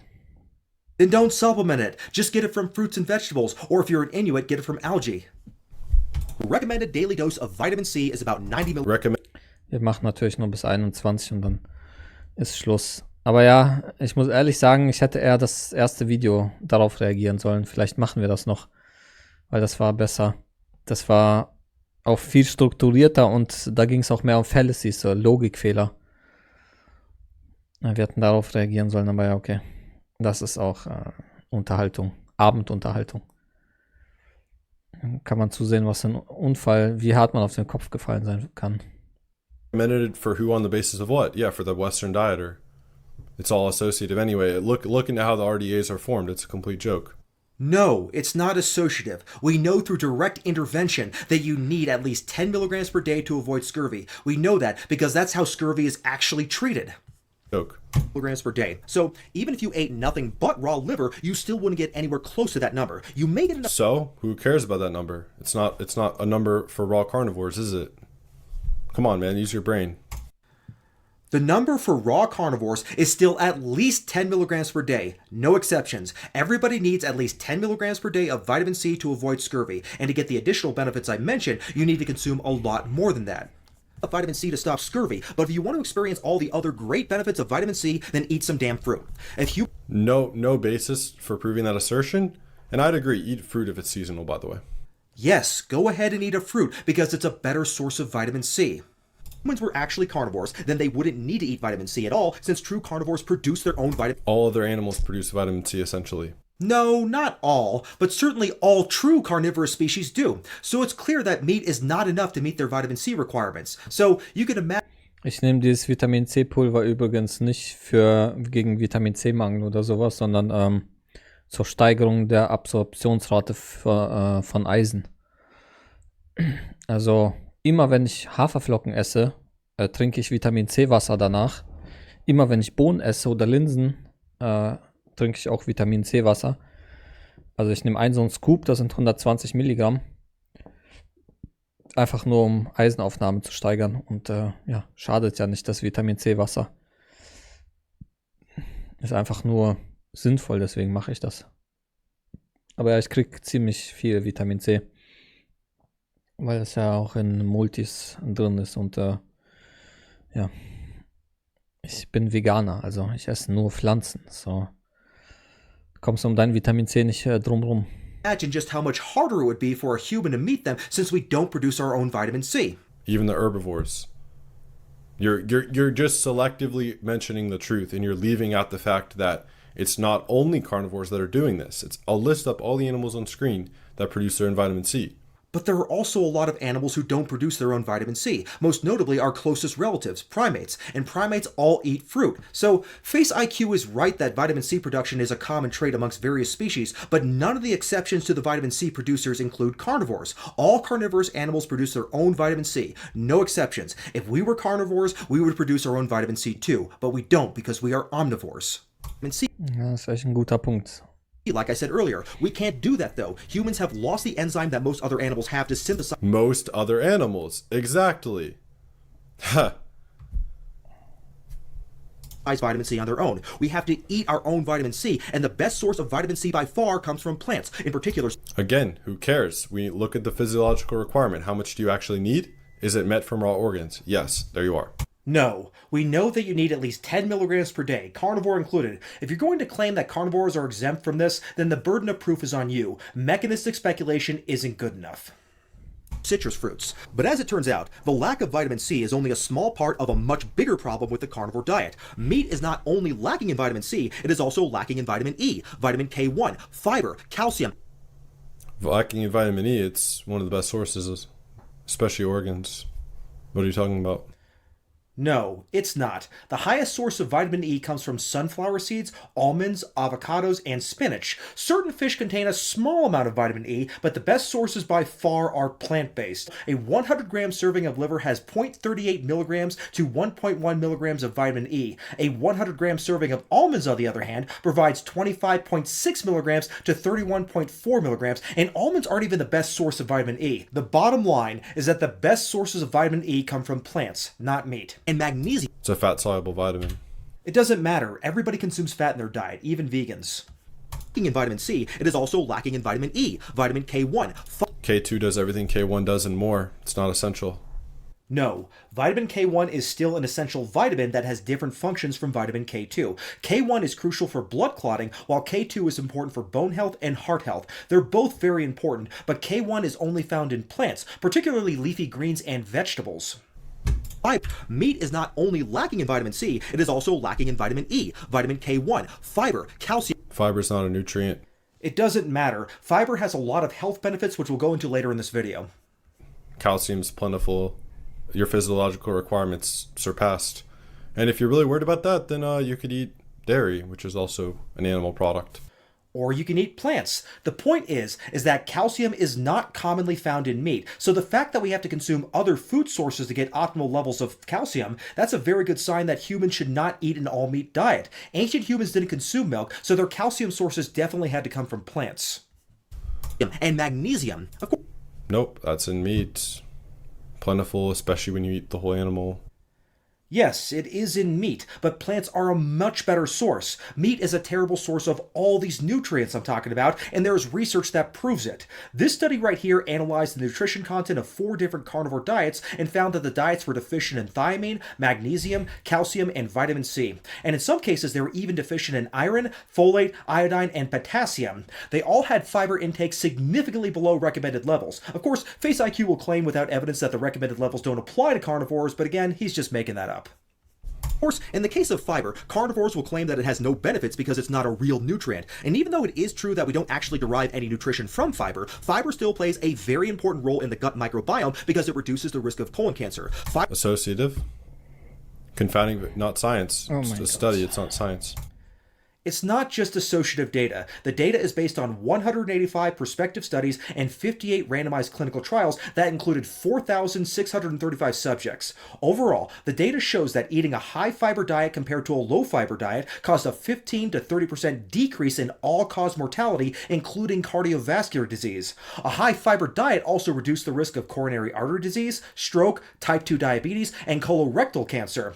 The randomized clinical trials showed lower weight gain, lowered blood pressure, and lowered cholesterol with a high-fiber diet. So sorry, FaceIQ, you can't just wave your hand and say associative every time there's research that doesn't tell you what you want to hear. You can't dismiss nearly 250 studies that all come to the same conclusion. There is no chance of that being a Ja, Wissenschaft ist Korrelation im Ernährungsbereich und die ist sehr wichtig und sehr aussagekräftig. coincidence. The data wasn't even all associative, but even So wie im Bereich Rauchen. Sehr wichtig, da die Zusammenhänge zu verstehen und zu sehen, oh, es kommt irgendwie immer das gleiche Ergebnis raus. if it were, it would probably still be accurate Rauchen ist ungesund. Wow, wer hätte das gedacht? since the outcomes were all consistent with every single study. Fiber is good for you and the science proves it. Fiber also lowers LDL cholesterol. It speeds Yeah, it lowers the amount of cholesterol your body is naturally predisposed to producing when you give it the proper inputs. That's a good thing. So surprise, surprise, FaceIQ is a cholesterol denier. What the hell's even Natürlich ein Cholesterol Denier, was auch sonst. talking about here? I mean, he says it lowers the cholesterol that your body is predisposed to produce when you give it its proper inputs. That's total gibberish. Every single interventional study ever done shows that lowering LDL cholesterol lowers cardiac risk, no matter what you use as an Das ist die ultimative Grafik. intervention, whether it's drugs or diet. So this is just more complete bullshit from FaceIQ that is not backed up by any data. I mean, I'm sorry, you're just completely wrong here, bro. Yeah. Ja, der Marlboro-Mann sagt auch, die Studien zu Zigaretten sind nur Korrelation. Of digestion, helps contribute to satiety so we don't overeat, and it also lowers blood glucose and can help prevent diabetes. So, Oh, that's such garbage. Wow. Yeah, it slows the absorption of glucose. Why are you eating something that you want to slow the absorption of? Doesn't even make any sense. Fiber is an anti-nutrient. it is a good thing to lower the absorption of Fiber is an anti-nutrient. Here we go. Digga. Oh mein Gott. glucose. I mean, why wouldn't it be? That's what gives foods a lower glycemic index, which is a good thing. That's why eating blueberries won't spike your Wieso ist das so? Wieso ist das so, wenn man Carnivore ist, macht man jeden nur erdenklichen Fehler und hält jede Trottelposition von jedem Carnivore. Alles auf einmal gleichzeitig. Und so ist es bei jedem Einzelnen. Wieso ist das so? Wieso kann da nicht ein Carnivore-Typ sein, der geistig gesund ist? blood sugar as much as drinking a soft drink. Fiber is what makes natural sources of carbohydrates found in whole foods like fruit and vegetables and beans healthier than carbohydrates found in processed foods like candy and soft drinks. I mean, I don't understand why he's even against this, because FaceIQ eats fruit, and fruit is a fantastic source of fiber. So FaceIQ himself is getting the health benefits of fiber even if he doesn't realize it. In controlled trials, anyone with digestive issues, you remove the fiber, it cures them. So FaceIQ doesn't provide a source for this claim, but it comes from a quote from this article right here. It's an article on people specifically who have had problems with constipation. The people were treated with a low fiber or no fiber diet and had improved symptoms of constipation. Of course, this is just cherry picking research because high fiber diets have also been used to treat constipation successfully. Constipation is a specific disease that has many causes, and it has been treated with laxatives, high fiber diets, and sometimes even low fiber diets. But long term, there is no doubt that increased dietary fiber is associated with good health outcomes that I already listed. The Inuit already have been documented to have great microbiomes without. Du musst dir das mal vorstellen. Fiber ist ein Antinutrient. Verstehst du, was du dort sagst? Pflanzen bestehen ja aus Fiber, ne? Alle. Any fiber in the diet? Garbage. The Inuit do eat fiber. They eat fruit, seaweed, and algae. There's no culture on planet Earth that has a diet that is completely free of fiber, including the Inuits and also including FaceIQ because he eats fruit, which is probably a good idea. Just because we don't derive calories from fiber doesn't mean it's not beneficial. No human derives calories from anything. Okay, does anyone know what he's actually talking about here? Because I sure as hell don't. I mean, let me know in the comment section if you know what he's talking about here, because I have no idea. Anything. Don't derive calories from water either, but I doubt anyone would say that. Was hat er gesagt? Man zieht keine Kalorien aus der Nahrung? Oder keine Energie aus der Nahrung, oder was hat er gesagt? Water's not beneficial. Now, Well, water is a solvent, so if it's not bound to electrolytes, it's not beneficial. It's dehydrating, correct, actually. all right. Irgendein semantischer Blödsinn, ja. Wahrscheinlich. This is starting to approach parody territory. I feel like I'm watching a GOTUS video. Water is dehydrating. Water is essential for all life on planet Earth. So, Der hat nicht gesagt, water is dehydrating, oder? Well, water is a solvent, so if it's not bound to electrolytes, it's not beneficial. It's dehydrating, correct, actually. all right. This is starting to approach parody territory. I feel like I'm watching a GOTUS video. Water is dehydrating. Water is essential for all life on planet Earth. So he's saying it has to be bound to electrolytes in order for it to be hydrating or something like that. I mean, is he talking about salt water? Because salt water actually won't hydrate you, which is why humans can't drink seawater and hydrate themselves. I mean, you know what? I don't even know why I'm covering this part. It's just silly, so let's go ahead and move on. Wasser ist dehydrierend. Now, I know the carnivore dipshits are already writing in the comment section right now. Weil das nicht an Elektrolyte gebunden ist. Oh yeah? Well, vegans have to supplement B12, so haha. Now, I know carnivores who are watching this video would Hat er Salzwasser gesagt, der FaceIQ? absolutely love to make this a vegan versus carnivore culture war, but unfortunately, Der hat doch nicht Salzwasser gesagt.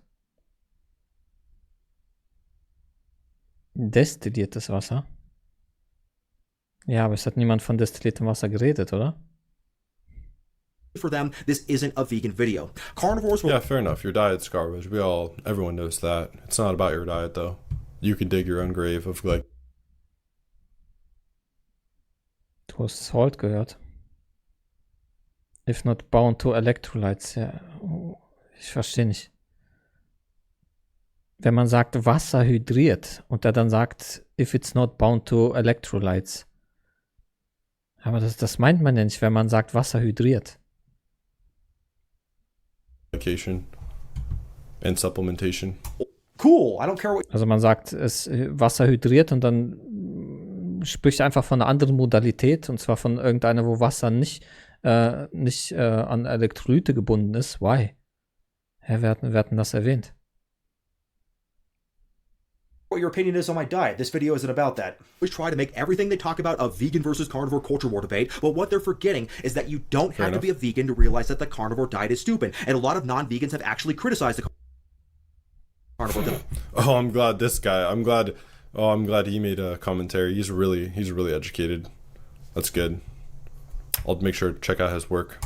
Yes, he actually is really educated. Mike Israetel has a PhD, and that's just one example. I imagine Well, Mike Israetel has a PhD, das ist nicht gut gealtert, sage ich mal, falls jemand mitbekommen hat, was da aktuell abläuft.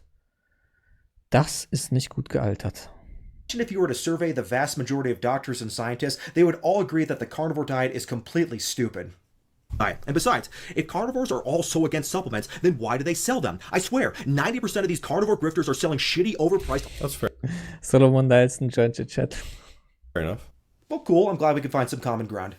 Also, no one is claiming here that a vegan diet is a species-specific diet. If the carnivore diet is indeed a species-specific diet, as they always claim, it should contain all the nutrients that are necessary without taking supplements. Of course, It does. If you eat the whole animal in the raw form, it does.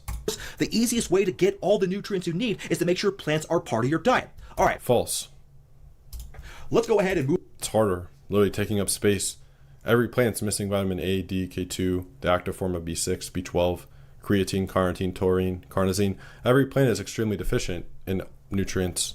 It's completely wasting the space of your stomach every time you eat a plant. First of all, that's not correct. It's not a waste of space when plants provide nutrition. Second of all, I'm not recommending a plant-only diet in this video. Plants provide better sources of several nutrients than meat, like vitamin C, E, K1, as well as fiber. So, if you want to have the most nutritious diet possible, you should include both plants and animal products, although the data indicates that you should avoid red meat since it is more likely to cause atherosclerosis and colon cancer than any other form of meat. Any diet that arbitrarily excludes an entire food group is going to be deficient, and it is best Ja, als Veganer würde ich solche Aussagen nicht machen. complemented with supplementation, whether that be a vegan diet or a carnivore diet, and FaceIQ knows this, which is why he includes fruit in his diet. Move on to number 6. Number 6 is the fact that plants are very high in phytonutrients that help fight cancer and... Not essential in all correlation studies showing any benefits. Complete garbage. He's very quick to dismiss all research while providing no evidence to support any of his claims. It takes a little more effort to debunk this research than to just call it associative garbage. FaceIQ hates seed oils, and he will enthusiastically accept that seed oils cause heart disease based on cherry-picking the weakest associative studies he can possibly find. But when he's showing research that includes hundreds of studies that all show that phytonutrients have tremendous health... Ja, aber es hat auch niemand von destilliertem Wasser geredet. Also warum hat FaceIQ gesagt, destilliertes Wasser? Wer hat denn davon geredet? benefits, he'll dismiss them immediately. The playing field is quite unequal here, and FaceIQ is being intellectually lazy at this point. I mean, maybe he's just getting tired. I mean, he did mention he was sick at the beginning of this video, so maybe he's running out of steam. I mean, but his dismissal of this research is not morally consistent with his epistemology. I mean, if you want to say all associative research is garbage, I mean, fine, you're entitled to your opinion, but you should also dismiss all the research that says seed oils are bad too, because that's based on associative data as well. Heart disease. So, just to name Not essential, unproven. off a few of them, we have carotenoids found in foods like carrots, tomatoes, and sweet. Anti-nutrient. No, tannins are highly beneficial. They have anti-inflammatory, antioxidant, and Du siehst und redest aus wie ein Kiche. Da hast du recht. Ja, und da geht's weiter mit den Anti-Nutrients. Here we go. antimicrobial properties. They help modulate gut bacteria and help in blood clotting. They are not anti-nutrients. I actually discussed this more in depth in my Debunking the Lies of the Carnivore Diet Cult video, where I went over fake Dr. Eric Berg's video on the anti-nutrients, and again, that video is linked below. Reduces blood flow to your brain by 30%, raises your Fioskan macht kein Vegan Content. cortisol and adrenaline. Admittedly, caffeine... Leider macht er das nicht. Weil immer wenn er das macht, dann kriegt er auf die Mütze. von seinen Fans. Is a specific case. It just happened to be included on this chart. Most of the long-term studies on caffeine show it is beneficial, but there are people who definitely have problems with it, and I personally don't use it. It doesn't really matter in this context, though, because caffeine is really only found significantly in coffee, tea, and chocolate, so it's very easy to avoid. Must be converted to what we actually want. So what? Yes, it has to be converted into vitamin A, but foods that contain carotenoids are so high in beta-carotene that it doesn't matter for the vast majority of people. There are other carotenoids besides just beta-carotene that have other additional benefits beyond just being an indirect source of vitamin A. For example, the carotenoid called lutein has been shown to reduce the risk of macular degeneration. Also, other carotenoids have anti-cancer properties, so they have many direct benefits that are independent from vitamin A. Yeah, garbage. Potatoes, flavonoids found in berries, citrus fruits, and dark chocolates, lycopene, which is found in tomatoes, watermelon, and grapefruit, and this is just barely scratching the surface here, chums. There have been over 10,000 of these phytonutrients identified thus far, and they all have antioxidant, anti-inflammatory, and antimicrobial and anti-cancer properties. The antioxidant properties are normally, you eat it, you see upregulation of endogenous antioxidants, which actually shows they're pro-oxidants, because your body has to literally protect against them via endogenous antioxidant production. All complete BS, I'm afraid. Antioxidants are chemicals that Ja, das habe ich auch noch nie gehört. Antioxidantien sind Oxidantien, weil der Körper sich dagegen wehrt.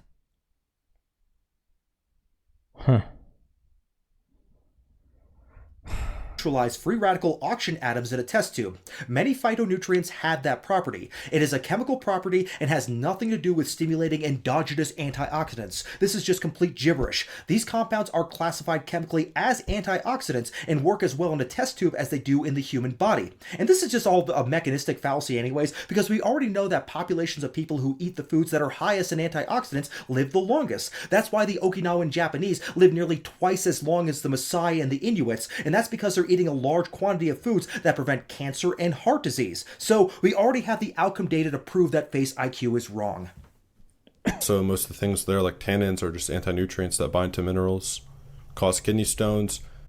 This claim about tannins causing kidney stones is based on a very weak mouse study that has never been replicated in human beings. The actual studies in humans show that tannins have a protective effect against various diseases, including kidney stones. So the strongest evidence shows that tannins are beneficial. Anything else is just cherry picking.